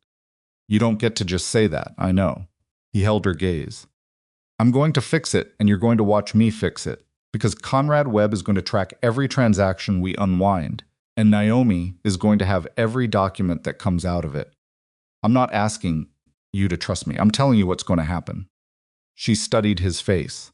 The tiredness in it, the thing underneath the tiredness that looked, she thought, like a man coming to terms with a reckoning he had delayed too long. She had known this man at 22 and at 33, and she had loved him and been betrayed by him and was in the process of leaving him, and she was standing in his apartment at midnight discussing federal investigations. And life, she thought, was genuinely not what you planned. "I need one more thing," she said. "Tell me, Eli," she said. "Whatever happens in the next 72 hours, whatever you do about Perino, Whatever that looks like, Eli does not feel it. He doesn't hear about it. He doesn't see anything. He doesn't know. His world is anything other than what it was yesterday. That is not negotiable. Agreed, he said, immediately, without hesitation, and it was the fastest and most genuine thing he had said all night. She picked up her bag. She was not going to stay. She was going to go back to the estate, which was currently empty, and which was now a place she lived in by herself, and she was going to sleep for as many hours as her body would allow, and then she was going to face whatever came next. She walked to the door. Amara, he said behind her. She stopped, but didn't turn around. I know this doesn't. I know there's nothing I can say right now that lands the right way. His voice was flat and quiet, and had none of its usual command in it. But I want you to know I never intended for any of this to touch you. She thought about that, about intentions and what they were worth against the weight of what actually happened. I know, she said, and she walked out. The next 36 hours moved in a way that was simultaneously very fast and very slow, the way time moves when you're waiting for something you can't fully see yet. Conrad Webb worked through the night on the financial records. By 8 in the morning, he had produced a preliminary report documenting the unauthorized access to Amara's company systems, the routing of the Ferrara transaction, and a clear chain of evidence establishing that the instruction had not originated with Amara, with Matteo, or with any authorized user of the companies. Naomi reviewed it, made 3 calls, and by 10:30 she had a meeting scheduled for the following week with an attorney from the U.S. Attorney's office. We're going to them first, Naomi told Amara over the phone. Before they come to us. We walk in with the unauthorized access documentation, the forensic accountant's report, and the divorce filing that shows you were actively trying to separate your companies from Matteo's interests at the time the investigation is looking at. We establish your posture immediately, and if they don't believe it, they will. Because what we're handing them is better than what they have. We're handing them the actual trail, not just the destination. On the second morning, Matteo sent a message through Frank DeLucci, not to her directly, through the attorneys with a set of documents. Financial records related to Lakeview Meridian, going back 4 years. A complete accounting of what had actually moved through the entity, and why, with a set of corresponding records that supported Conrad's forensic analysis. He also sent something else, a folder of communications between Marco Perino and a contact within Ferrara's organization. She didn't ask how he had obtained them. She didn't want to know.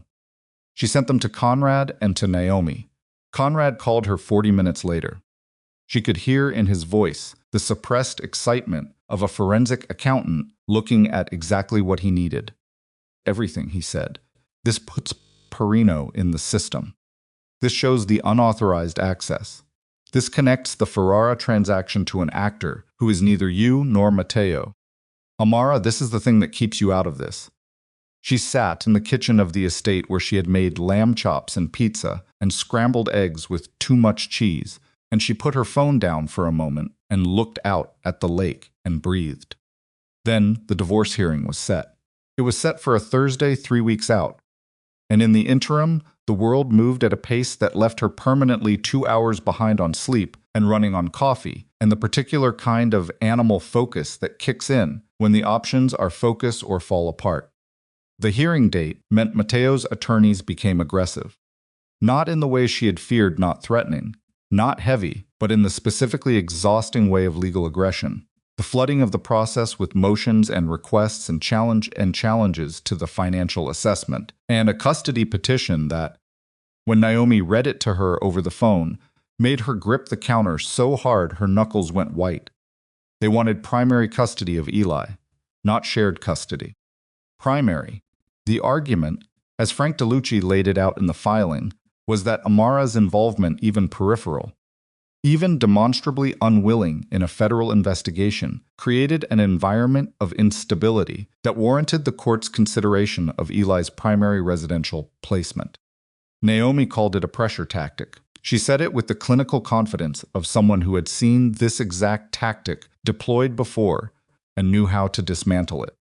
Amara heard her and understood her, and still had to put the phone down and sit on the floor of her bathroom for 4 minutes before she could be the person she needed to be again. They were using her son. They were using the federal investigation, the investigation that had landed on her, through Matteo's world, through the failure of Matteo's organization to contain its own rot to threaten her custody of the child she had raised, predominantly alone, for 9 years. She got up off the bathroom floor. She washed her face. She called Naomi back and said, "What do we need?" What they needed was a guardian ad litem report, a school record review, and testimony. The testimony was the hardest part. Required Amara to be deposed to sit in a room with Frank DeLucci and Matteo's family attorney, a woman named Gloria Reeves who had the polished affect of a weapon with good manners, and answer questions for 3 hours about her marriage, her parenting, her knowledge of the organizations connected to her husband, and her judgment in remaining in the marriage, as long as she had. She sat through it. She answered every question with the same flat steadiness she had used in Matteo's kitchen the morning after the hotel, the same steadiness she had been practicing for 11 years without knowing she was practicing it. Gloria Reeves asked her, near the end, "Mrs. Vitale, would you characterize your decisions over the past 11 years as those of a woman who prioritized her child's well-being?" "Yes," Amara said, "even given the environment in which your child was being raised. I raised my son in an environment of consistency, warmth, and presence," Amara said. "I was at every school event, every medical appointment, every moment that required a parent to be there. His father was present when he could be, and absent when his choices took him elsewhere. I don't believe a child's well-being is determined by the size of his house or the complexities of his father's business affairs. I believe it's determined by whether the people raising him show up." "I showed up."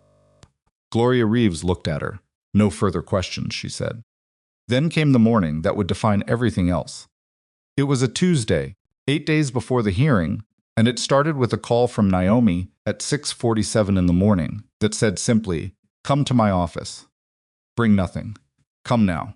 Amara drove in with her coffee still in hand, wearing yesterday's sweatshirt, and walked into Naomi's office to find Conrad Webb and a woman she didn't recognize, mid-40s, dark suit, the specific bearing of someone who worked for the government and had not bothered to disguise this fact.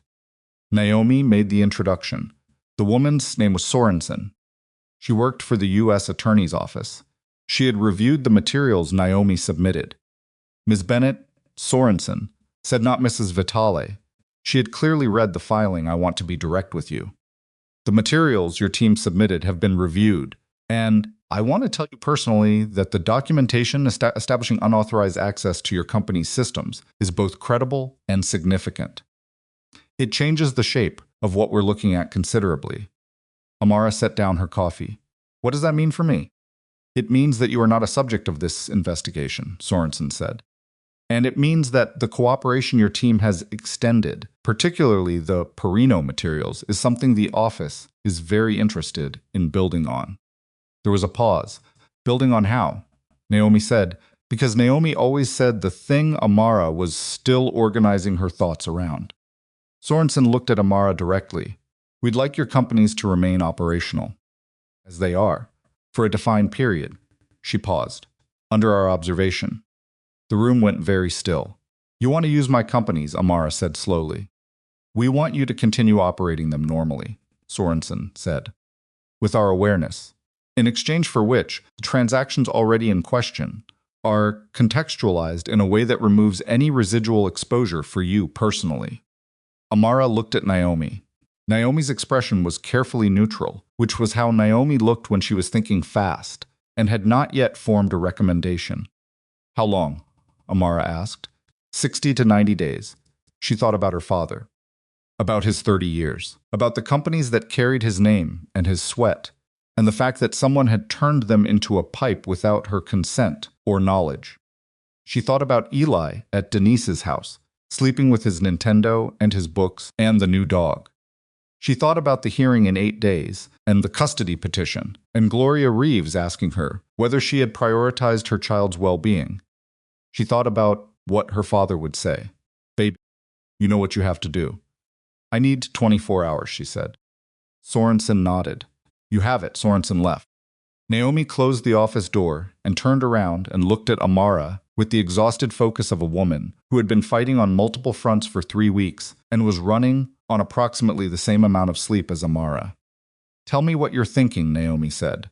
I'm thinking, Amara said carefully, that if I say yes, my companies remain operational, which means they still exist, which means my father's name is still alive in them. And the federal government contextualizes the existing transactions in a way that clears me. Yes. And if I say no, the investigation proceeds. Your cooperation to date is noted but doesn't guarantee anything. The residual exposure is manageable, but it exists. And the hearing. The hearing is the hearing regardless, Naomi said. The U.S. Attorney's Office doesn't control family court. But having a formal letter from Sorensen's office stating, "You are not a subject of the investigation," would be useful. Amara looked at the coffee on the desk, which was cold now. She thought about useful, about what it meant to be useful, and what it cost, and who decided. There's something else, Naomi said. Tell me. Matteo has already been contacted by Sorensen's office. Separately. He was contacted yesterday. Amara looked at her. He declined to cooperate, Naomi said, which is consistent with who he is and the choices he makes. But it also means that however this investigation resolves, it resolves without his cooperation and with yours. And Amara Naomi paused. That matters. In the hearing. In the long game. In every room you walk into after this. It matters who cooperated and who didn't. Amara sat with that. She thought about the courtroom in 8 days. She thought about Eli sitting in some waiting area while adults decided where he lived. She thought about the version of herself that had stood outside frosted glass in the rain and taken off a ring and put it in her pocket and made a decision. She thought about the version of herself that existed on the other side of all of this, the version she was fighting toward, the one that was not defined by Matteo's name or Matteo's world or what Matteo's organization had done to her father's legacy. She thought about what that version of herself needed in order to exist. She picked up her coffee, cold as it was, and she drank the last of it, and she set the cup down. Call Sorensen, she said. Tell her yes. Naomi nodded once.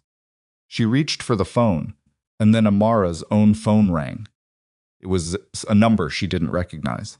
Not unknown, she had learned caution about unknown numbers, but a number she simply hadn't seen before. She answered it because she had been answering things she didn't fully know for 3 weeks, and she was not going to stop now. Amara Bennett. The voice on the other end was male, older, with the particular quality of a man who had not had to raise his voice to be taken seriously in a very long time. My name is Vincent Caruso. I'm calling because I think we need to have a conversation before you walk into that courtroom. She knew that name too. Vincent Caruso was 68 years old and had not been formally connected to anything prosecutable in over 2 decades, which was itself a kind of achievement. He was, as far as Amara had been able to construct from 11 years of careful listening, the person that the people around Matteo ultimately answered to. She had never spoken to him before. She had never expected to. Her heart was doing something against her ribs that she paid attention to, but did not allow to change her posture or her expression, because Naomi was watching her, and she needed Naomi to take her cues from what Amara's face was showing, which was, I have this. What kind of conversation, she said. A brief one, Caruso said. You've handled yourself with considerable intelligence over the past several weeks. I appreciate that. I'm calling to tell you that the situation with Perino has been resolved. The origin of those transacts will not create further complications for your family's companies. She noted the phrase your family's companies. She noted resolved. She did not ask what resolved meant. I appreciate that, she said, matching his register exactly. The hearing next week, he said. The custody matter. I want you to know that no resources from our side will be directed toward the custody proceeding. Matteo will not have organizational support in the courtroom. She absorbed this. Why are you telling me this? A pause. Because you are a woman of intelligence who kept her word when she didn't have to, and in my experience, those people are worth the cost of a phone call. Another pause. And because Matteo's judgment has been poor, and his son deserves stability. I am not without a perspective on that. She said nothing for a moment. She thought about what it meant that this call was happening at all, that this particular man, at this particular altitude, was calling her directly. She thought about what it meant that Perino had been resolved. She thought about the weight of the world she had been living adjacent to for 11 years and was now finally in the process of walking away from. "Thank you for calling," she said. And then, because she was who she was, "Don't call me again." A silence. Then what might in a different context have been a laugh. "No," Caruso said, "I don't expect I will." The call ended. Naomi was looking at her with an expression that Amara had never seen on Naomi's face before, which was something close to speechless. "Who was that?" Naomi said. Amara set the phone face down on the desk. She straightened in her chair. Outside the window, Chicago was doing what Chicago did in November, which was being gray and relentless and entirely indifferent to personal drama, and the lake was out there, somewhere behind all those buildings being the same color as the sky. And 8 days from now, she was going to walk into a courthouse and fight for her son. "Someone who won't be calling again," she said. And she looked at Naomi, and Naomi looked at her, and something passed between them, the particular look of two women who have known each other since 17, who have sat in SAP English together, and whispered that the essay question was a trap, who have spent the last 3 weeks dismantling something that should never have been built around either of them.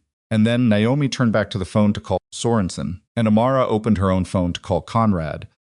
And the morning kept moving in the way that mornings do when you have 8 days, and everything left to fight for, and the floor has finally, after 3 weeks of shifting, gone solid under your feet.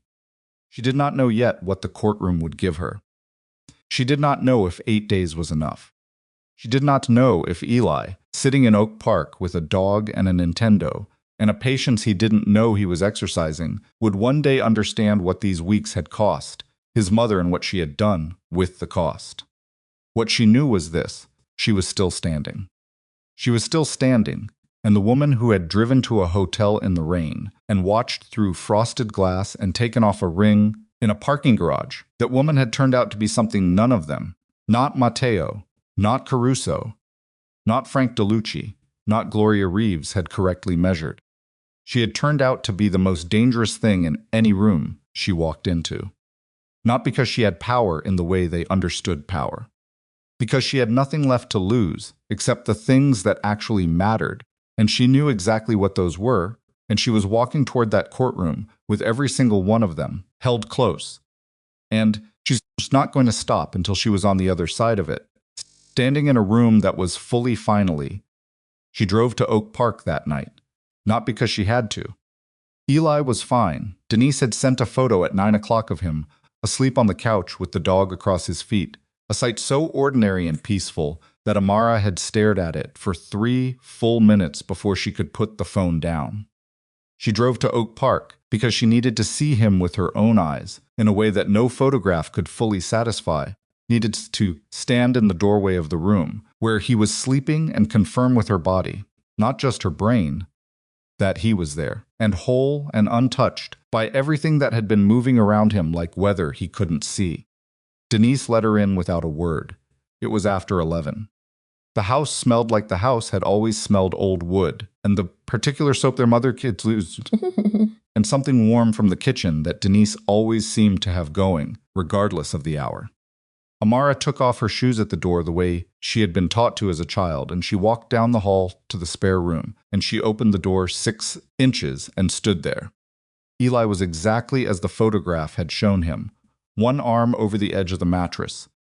The dog, a medium-sized brown thing with enormous ears whose name she had been informed, was Walter, pressed against his side, and looking at Amara with the calm assessment of an animal, deciding whether the new arrival was a threat. She must have passed the assessment, because Walter put his head back down. She stood there. For 2 minutes, she counted them. Then she closed the door and went back to the kitchen and sat at the table where she had done homework for 12 years, and Denise poured her a glass of water and sat across from her, and neither of them said anything for a while, which was one of the things Amara had always loved about her sister, the ability to be in a room with someone without demanding that the room be filled. 8 days, Amara said finally. I know, Denise said. If they give him primary. She stopped, started again. Naomi says they won't. She says the petition is a tactic and the evidence doesn't support it. She says the Guardian ad litem report is going to be fine. Okay, Denise said. I know she's right, Amara said. I know it up here. She touched her temple. It's the other place that won't settle. Denise reached across the table and put her hand over Amara's. Didn't say anything.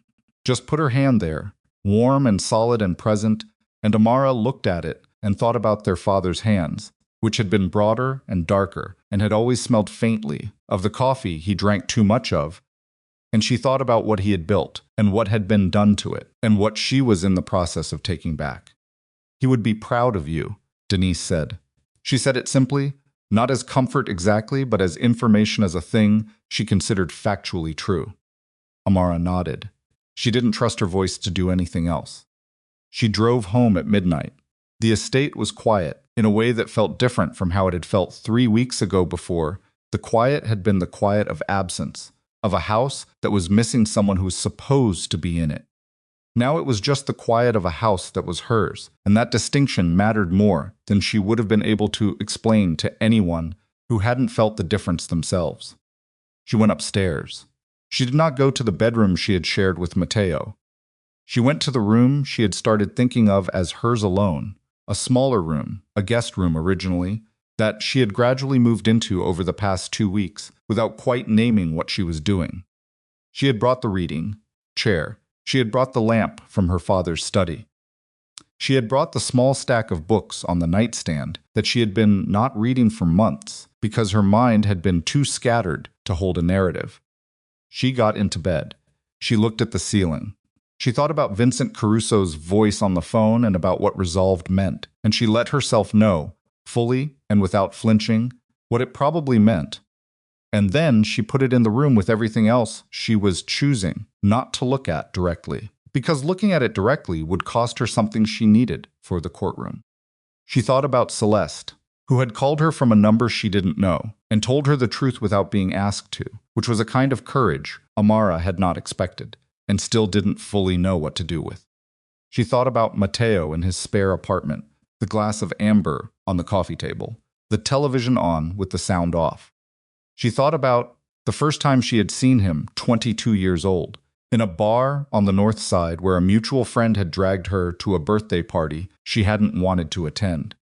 He had been standing near the window, and he had looked at her across the room before anyone had introduced them, just looked, with the full attention of someone who has identified something interesting and intends to understand it. She had looked back. She had thought, trouble. She had thought it clearly, without any ambiguity, and she had walked toward him anyway. She did not regret Eli. She never would. She was not sure, in the gray space of that midnight bedroom, what else she didn't regret. She was not sure she needed to know yet. Some accounting happened later, when there was distance. She was still too close. She closed her eyes. She slept. The 8 days passed in the way that charged time passes in fragments that were individually too long and collectively too short. There were more depositions, more document reviews, more phone calls with Naomi that ran through dinner. There was a conversation with Eli that she had been dreading, and that turned out, in the way children sometimes manage to do, to be less complicated than she had made it in her head. She drove to Denise's on a Saturday morning and took Eli to the diner 2 blocks away that had been their diner since he was small enough to need a booster seat. The one with the bad coffee and the excellent pancakes, and the waitress named Bev, who had been there since approximately the Eisenhower administration, and who always remembered that Eli didn't like syrups touching his eggs. They ordered. Bev brought the coffee without being asked. Eli unwrapped his silverware from the paper napkin, with the focused attention of a person who takes silverware seriously. "Mom," he said, before she could begin whatever she had been planning to begin. "Yeah. Is it the divorce?" He said the word cleanly, not like it hurt, more like it was something he had been carrying around and waiting for the right moment to set down. She looked at him, 9 years old, and his father's jawline and her eyes, and something entirely his own. In the way he held himself, a particular self-containment that she recognized and feared for. Sometimes, the way you fear for a quality in your child that you know comes with a cost. "Yeah," she said. That's what I wanted to talk about. Okay. He poured his orange juice with unnecessary precision. Are you and Dad going to be mean to each other? No, she said. We're going to be people who used to be married and now aren't. Like Jalen's parents. He considered Jalen's parents, who were apparently an adequate reference point. Jalen says it's fine, he said. He says you get 2 birthday parties. That's a real thing that happens, she confirmed. He was quiet for a moment. Bev brought the pancakes. The eggs arrived separate from the syrup, as always. Eli picked up his fork. I want to live with you, he said. Not a question. A statement, delivered with the same directness she had apparently given him genetically. I love Dad. I want to see Dad. But I want to live with you. Her throat did something she managed. Okay, she said. Is that what happens? That's what we're working toward. He nodded. He ate a piece of pancake. Then it's fine, he said. She watched him eat and thought, this is the person I did all of this for. This specific person, with his systematic approach to silverware and his certainty about where he wanted to live, and his ability to hand her the most important sentence of the last 3 weeks between bites of pancake without fanfare, because he was 9 and he was honest, and he had not yet learned to make things more complicated than they needed to be. She ate her eggs. Bev refilled her coffee. Outside the window, Chicago moved along at its Saturday pace, indifferent and perpetual, and she sat across from her son and felt, for the first time in weeks, something she could not immediately name. It took her until they were in the car to identify it. It was okay. She was going to be okay. Not fine was a word that belonged to a later, easier version of this story. But okay. She was going to be okay. The courtroom was on the 5th floor of the Daily Center, a room that had the functional austerity of a place where difficult things were decided without decorative softening. The judge was a woman in her 50s named Honorable Patricia Cross, who had the measured pace of someone who had heard every possible version of a marriage ending and was beyond being surprised by any of them, but had not, in the course of that exposure, lost the capacity to pay careful attention. Amara sat at the plaintiff's table with Naomi on her left. Across the room, Matteo sat with Frank DeLucci and Gloria Reeves. She did not look at him when she sat down. She arranged the documents in front of her with the focus of someone giving their hands something useful to do. Then she looked. He was wearing a dark suit she had never seen before. She would have remembered it. She had spent 11 years knowing his wardrobe, the way you know the furniture in rooms you live in. He must have bought it recently. He looked tired in a way that his face usually refused, the tiredness showing itself in small ways, around his eyes, in the way his shoulders held. He was looking at the table in front of him. As if he felt the look, he raised his eyes. They looked at each other across the courtroom for 4 seconds. She had tried to prepare herself for what it would feel like to sit across from him here, in this institutional room, in front of a judge, with everything that had been private about their marriage, about to become part of a public record. She had not fully succeeded in preparing herself. The feeling was not one thing. It was not grief or anger or relief. It was all 3 pressed together into something that didn't have a clean name and probably didn't need one. She looked away first. She looked at Naomi, who was reviewing a document, and did not look up but said quietly, "Ready?" "Yes," Amara said. The proceedings lasted 2 days. The first day was financial. Conrad Webb testified for 3 hours, a patient and methodical demolition of every argument Matteo's team had constructed around the asset valuation. He walked the court through the Lakeview Meridian structure, the 4 years of transactions, and the clear legal separation that had been effected in the preceding weeks. He presented the forensic evidence of the unauthorized access Perino's intrusion into Amara's company systems, and the documentation establishing that the contested transactions were the result of external criminal action rather than Amara's agency or knowledge. Gloria Reeves cross-examined him for 90 minutes. She was good, technically precise, strategically pointed, looking for seams in the analysis that she could pull on. She didn't find any that held. Conrad had the particular immunity of someone who has lived spreadsheets long enough that trying to destabilize him with questions about spreadsheets is like trying to drown a fish. At the end of the first day, the custody petition was what remained. That evening, Amara sat in Naomi's office with a container of takeout. She was mostly not eating and went over the next morning's testimony line by line, question by anticipated question, until she knew the shape of it well enough that she could answer from somewhere real rather than somewhere rehearsed, which was, Naomi had always told her, the only kind of testimony that worked. She's going to ask about the investigation again, Naomi said. I know. She's going to try to make the word federal land heavily. I have the letter from Sorensen's office. I know. But she's going to try anyway, because that's her job. Naomi looked at her. When she does, don't defend. Don't explain. Just state. Just state, Amara repeated. You are not a woman with something to hide. You are a woman who was used without her knowledge, and who, upon discovering that use, cooperated immediately and completely with the relevant authorities.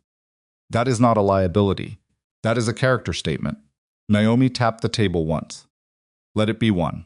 Amara got home at 10. She checked in with Denise. Eli was fine. He had apparently developed an intense interest in teaching Walter to shake hands and had reported progress on this front. She read 2 pages of the book on her nightstand and did not retain them. She turned off the light and lay in the dark and thought about nothing specific, just let her mind move without direction through everything that had accumulated over the past weeks. It's the way you sometimes have to let water sit before it clears. She thought about her father's reading chair in the corner. She thought about the companies, still operational, humming along under Conrad's watchful forensic eye and the equally watchful eye of the U.S. Attorney's Office, doing legitimate business the way her father had intended. She thought about the woman she had been walking toward, the one on the other side of all of this, and for the first time she felt like that woman was not abstract, was not a future tense projection. She was close. She was the next room. She slept without dreaming. The second day of the hearing was Amara.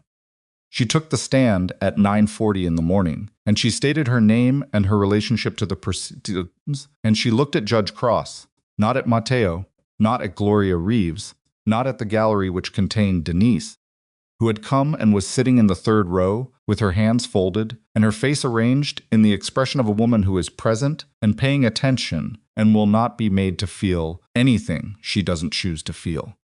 Naomi walked her through the financial history first. The companies, the inheritance, the structure of what had been done to them, the steps Amara had taken to separate and protect them. Amara answered in the flat, precise voice she had practiced, and the precision came from somewhere real. She genuinely knew these numbers now, had spent weeks living inside them, and there was a particular authority that comes from knowing the material, not because you studied it, but because it is yours, and you fought for it. Then the custody questions. Naomi asked her about her role as Eli's primary caregiver.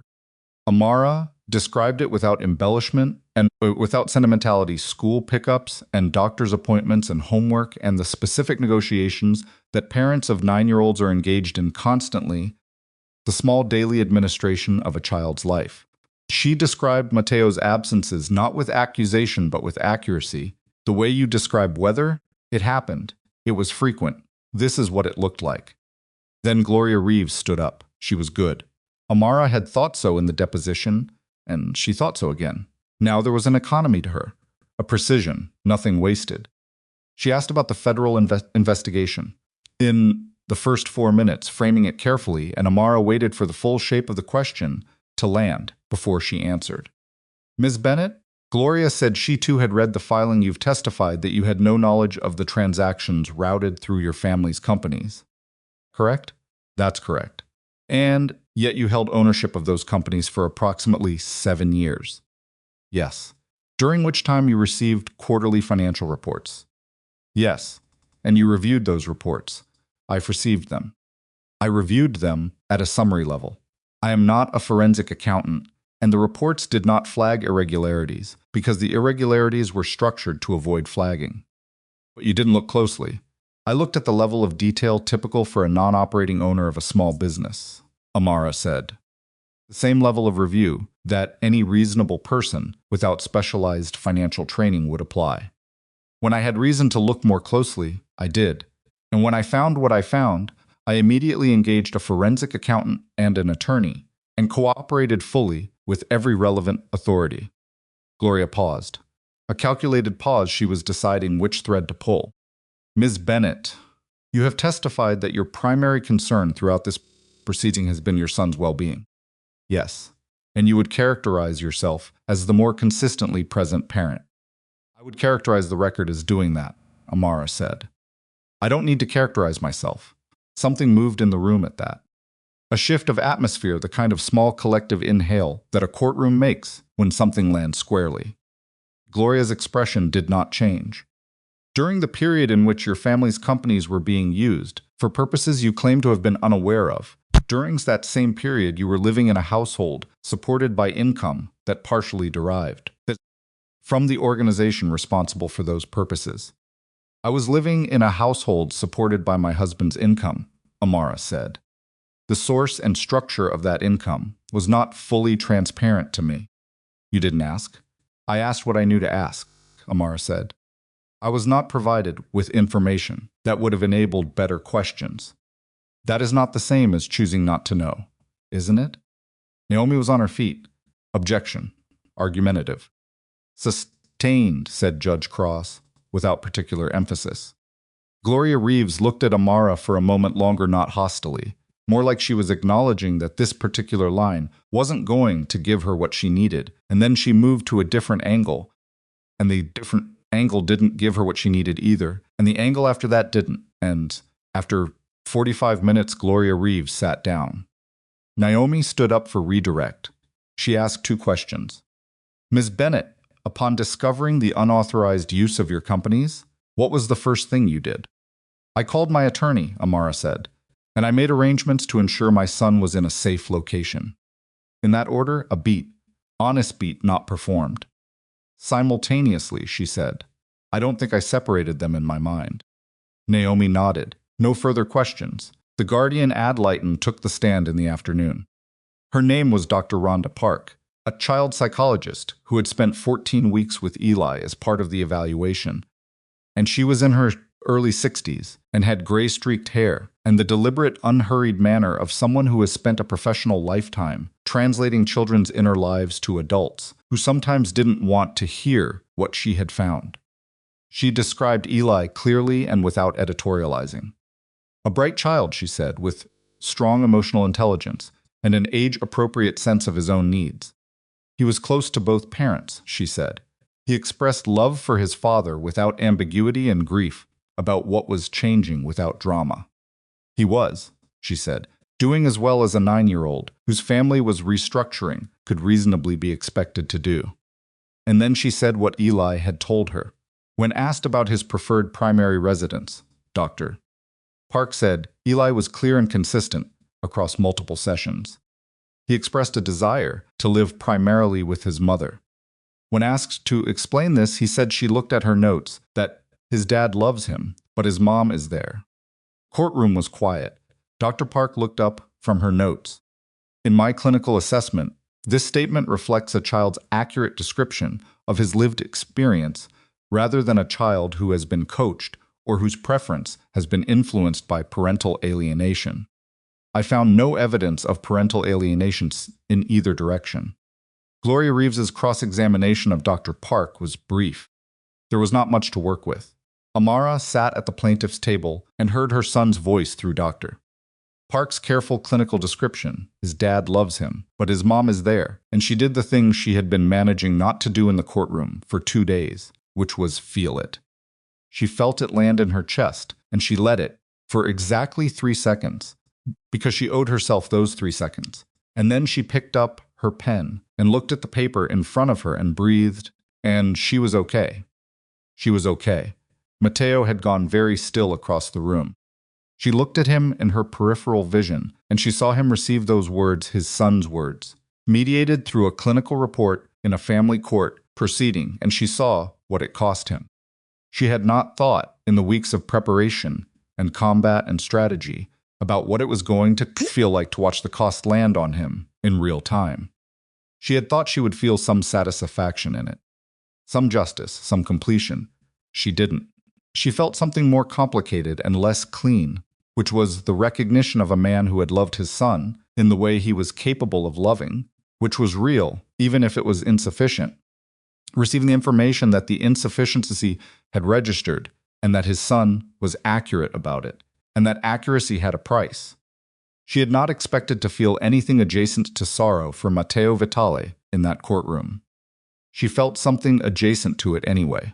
The human heart, she thought, does not simplify on demand. It never had. It probably never would. Judge Cross delivered her ruling on a Friday morning, 11 days after the hearing began. She was methodical, and she was thorough, and she was unsentimental in the way that family court judges are unsentimental, which is not the same as cold. She had clearly listened, and she had clearly thought, and she said what she had decided in a voice that made clear the decision was final, and she had reasons for it, and she was prepared to explain them. The financial settlement was ordered largely along the lines of Naomi's filing. The marital assets were divided with the adjustments. Naomi had argued for accounting for the period of Matteo's affair, the resources spent on Celeste Marconi documented in the financial record, and the acknowledged involvement of Amara and inherited companies in Matteo's business operations, for which the settlement included a financial remedy Amara had not been certain the court would award. Amara's family's companies were legally separated from any entity connected to Matteo Vitale or his organizational interests, effective immediately. The separation was clean, documented, and final. Conrad Webb had already prepared the corresponding filings. Then Judge Cross addressed custody. She said, "The evidence before this court establishes clearly and without ambiguity that Ms. Bennett has been the primary caregiver for the minor child throughout his life. The evidence further establishes that the child has expressed a clear, consistent, and credible preference for primary residence with his mother. Court finds no evidence of parental alienation, no evidence that the child's preference has been manufactured, and no credible basis for the suggestion that Ms. Bennett's character or circumstances create an environment inconsistent with the child's well-being. Primary physical custody was awarded to Amara. Matteo was granted substantial parenting time every other weekend, extended time in summers, holidays divided according to a schedule the parties were ordered to negotiate in good faith. It was not nothing. The judge had been clear. Eli had a father who loved him, and that relationship was worth protecting. The schedule reflected that. It just reflected also what Eli had said. His mom is there. Amara did not cry when the ruling came. She had thought she might have thought that the release would come there, in that room, when the thing she had been fighting for was formally given. But what she felt was quieter than crying. It was the quiet of something settling, of a structure that had been held up by the tension of unresolved things finally finding the ground. She shook Naomi's hand. Then she pulled Naomi into a hug that was brief and fierce and said everything that the handshake didn't have room for. Across the room, Gloria Reeves was speaking quietly to Frank DeLucci. Matteo was standing slightly apart from both of them, facing the windows. She watched him from across the room and thought about everything that had been contained in the past 11 weeks, the hotel, the parking garage, the ring in her pocket, the forensic accountant, the federal investigation, Vincent Caruso's voice on the phone, all of it leading to this room, this moment, this man standing at the window with his back to a ruling that had given his wife and his son their lives back. She thought about going to him, decided not to. Not today. Today was not the day for that conversation. She picked up her bag. She walked out of the courtroom and down the hall and into the elevator, and she stood in it on the way down to the lobby, and she looked at her own reflection in the elevator doors, a woman in a gray suit with her hair pulled back and her shoulders straight and her face doing what her face had learned to do over 11 years of requiring itself to hold. She looked tired. She looked real. She looked like herself. The elevator doors opened. She walked out into the Daily Center lobby and out, through the main doors and into the November air of Chicago, which hit her face like cold water, and she stopped on the steps for a moment and just stood there. The city moved around her. Taxis and pedestrians and the distant sound of the L train and the particular gray-gold quality of Chicago afternoon light in November that she had always privately loved, the way it made everything look like a photograph of itself. She stood on the courthouse steps and breathed cold air and thought about nothing for 30 seconds. Then she called Denise. "It's done," she said when Denise answered. A sound from Denise's end that was not quite a word, more like the exhale of someone who has been holding their breath for 11 weeks. Then, "Come get your son." Eli was waiting on the porch when she pulled up. Not impatiently, he wasn't that kind of kid. He didn't perform urgency, but waiting. Definitely waiting, in the way that kids wait when they know something is happening, and they've been told not to ask about it. He had his jacket half on, and Walter was beside him, and when she got out of the car, he came down the steps at a pace that was not quite running, but was adjacent to it, and she went to him, and they met at the bottom of the steps, and she held him. Really held him, both arms, his face against her shoulder, and he let her do it, without the usual 9-year-old squirm of mild protest. "Can we go home?" he said into her shoulder. "Yes," she said. "We're going home." 3 weeks after the ruling, Matteo called. She almost didn't answer. Then she answered. "How is he?" Matteo asked. "He's good," she said. "He's at school. He has a book report due Thursday that he's been not thinking about." A sound from his end that might have been something like a laugh, small and complicated. "He never changes." "No," she said, "he doesn't." A pause. "Not hostile." "Not warm, exactly, but not hostile." "I want to say something," Matteo said. She waited. "I know it doesn't." He stopped. Started again, which was unusual for him, the starting again. "I know there isn't a version of sorry that covers it. I know that. I'm not saying it because I think it covers it. I'm saying it because it's true and you deserve to hear it from me directly and not through a lawyer." She stood in her kitchen, the one she had lived in, the one she was going to keep, and she held the phone and she listened to Matteo Vitale tell her he was sorry. She thought about what to do with it. She thought about all the things she could say. The inventory of grievances was long, 11 years long, and she could recite it in her sleep. She thought about what Naomi would say, which was probably something about not engaging beyond the co-parenting relationship. She thought about what her father would say, which she thought might be the bigger person, but don't be a fool. "I hear you," she said. A pause. "Deserves to have 2 parents who aren't at war," she said. "I'm willing to work toward that. Not for you. For him." "I know," Matteo said. "That's the only reason I called. Not to ask you for anything. Just I wanted you to know." "Okay," she said. Another pause. "Companies," he said. "They're fine," she said. "They're mine." "They're operating." "Good. A beat. Your father would have—" "I know what my father would have," she said. Not harshly. Just firmly, the way you establish a boundary, without making it a confrontation. "Thank you for calling, Matteo." She hung up. She stood in the kitchen for a moment. Then she opened the refrigerator and got out the things she needed for dinner, because Eli would be home in an hour, and she had promised him the lamb chops, the ones with the rosemary, the ones he liked. And she had not made them since the night all of this started, and she thought it was time to make them again. She put the rosemary on the counter. She got out the cutting board. She cooked. 6 months after the ruling, Amara stood in a building in the South Shore neighborhood that had been her father's commercial property and was now in the process of becoming something new. She had been coming here for 3 months, working with a contractor named Dija, who had no patience for indecision, and an architect named Marcus, who had too many ideas, and the combination of the two of them, and Amara in the middle, had produced something she could see taking shape in the bones of the building. It was going to be an arts and community center. The idea had come to her in the reading chair at 3 in the morning, 6 weeks after the ruling, in the way ideas sometimes arrive, when you've stopped looking for them, suddenly carrying with them the certainty of something that was always going to be what it turned out to be. Her father had believed in the neighborhood. He had bought property there when other people were selling, had maintained it through years when that felt like stubbornness rather than strategy, had talked about what it could be if someone took the time to invest in it the right way. He had not had the time in the end. She had the time.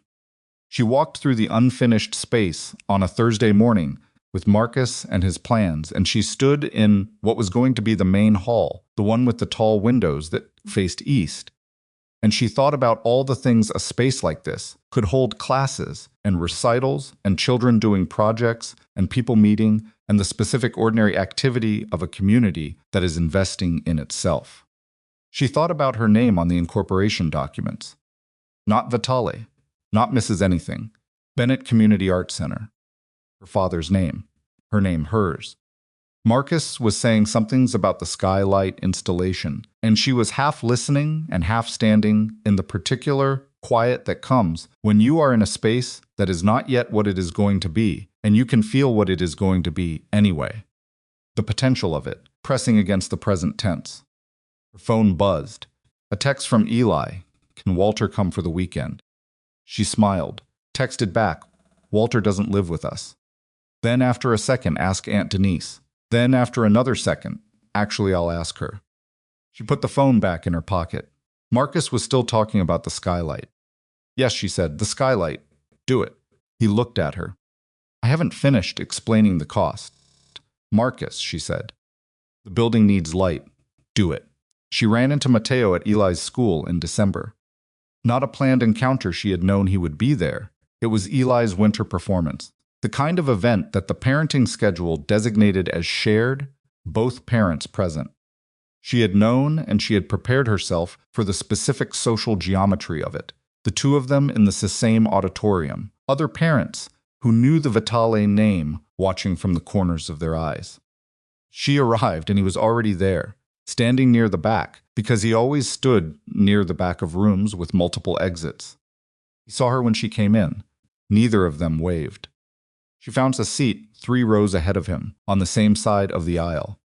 The performance was 40 minutes long and involved second and third graders doing various things with musical instruments and moderate success. Eli played the recorder. He had been practicing for a month, and he was, truthfully, not particularly good at the recorder.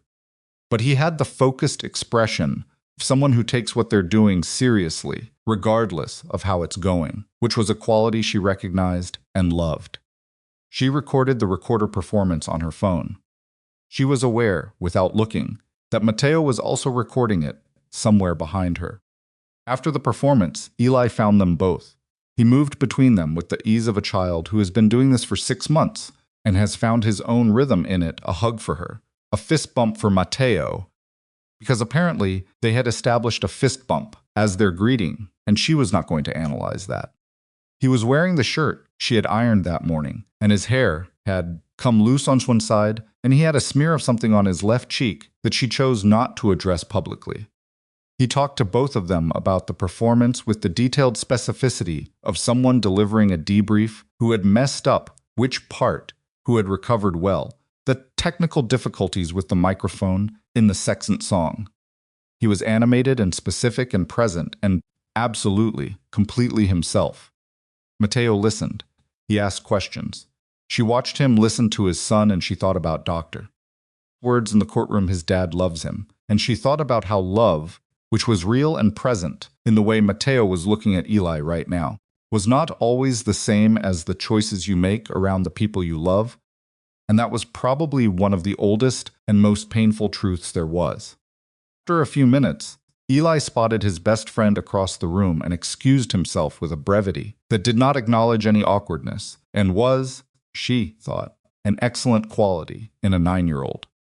They stood there, the two of them, in the lobby of Eli's school. Matteo said he was good. He really wasn't, she said. He made a sound, almost a laugh. Not quite. He was earnest, she said. He gave it everything he had. That's worth more. Yeah, Matteo said, it is. They stood in the noise of the lobby and didn't say anything for a moment. Around them, parents collected children, and children showed parents drawings, and the ordinary machine of a school event wound itself down. The center, Matteo said. I heard it opens in spring. April, she said. He nodded. He looked at the floor briefly, then back up. Your father would have, yes, she said, not cutting him off. Exactly, she just answered before the sentence was finished, because she knew how it ended, and she didn't need to hear it in his voice tonight. He looked at her, not with the calculation she had spent years learning to read, not with the management. Just looked. Take care of yourself, he said. I always have, she said. She walked toward Eli.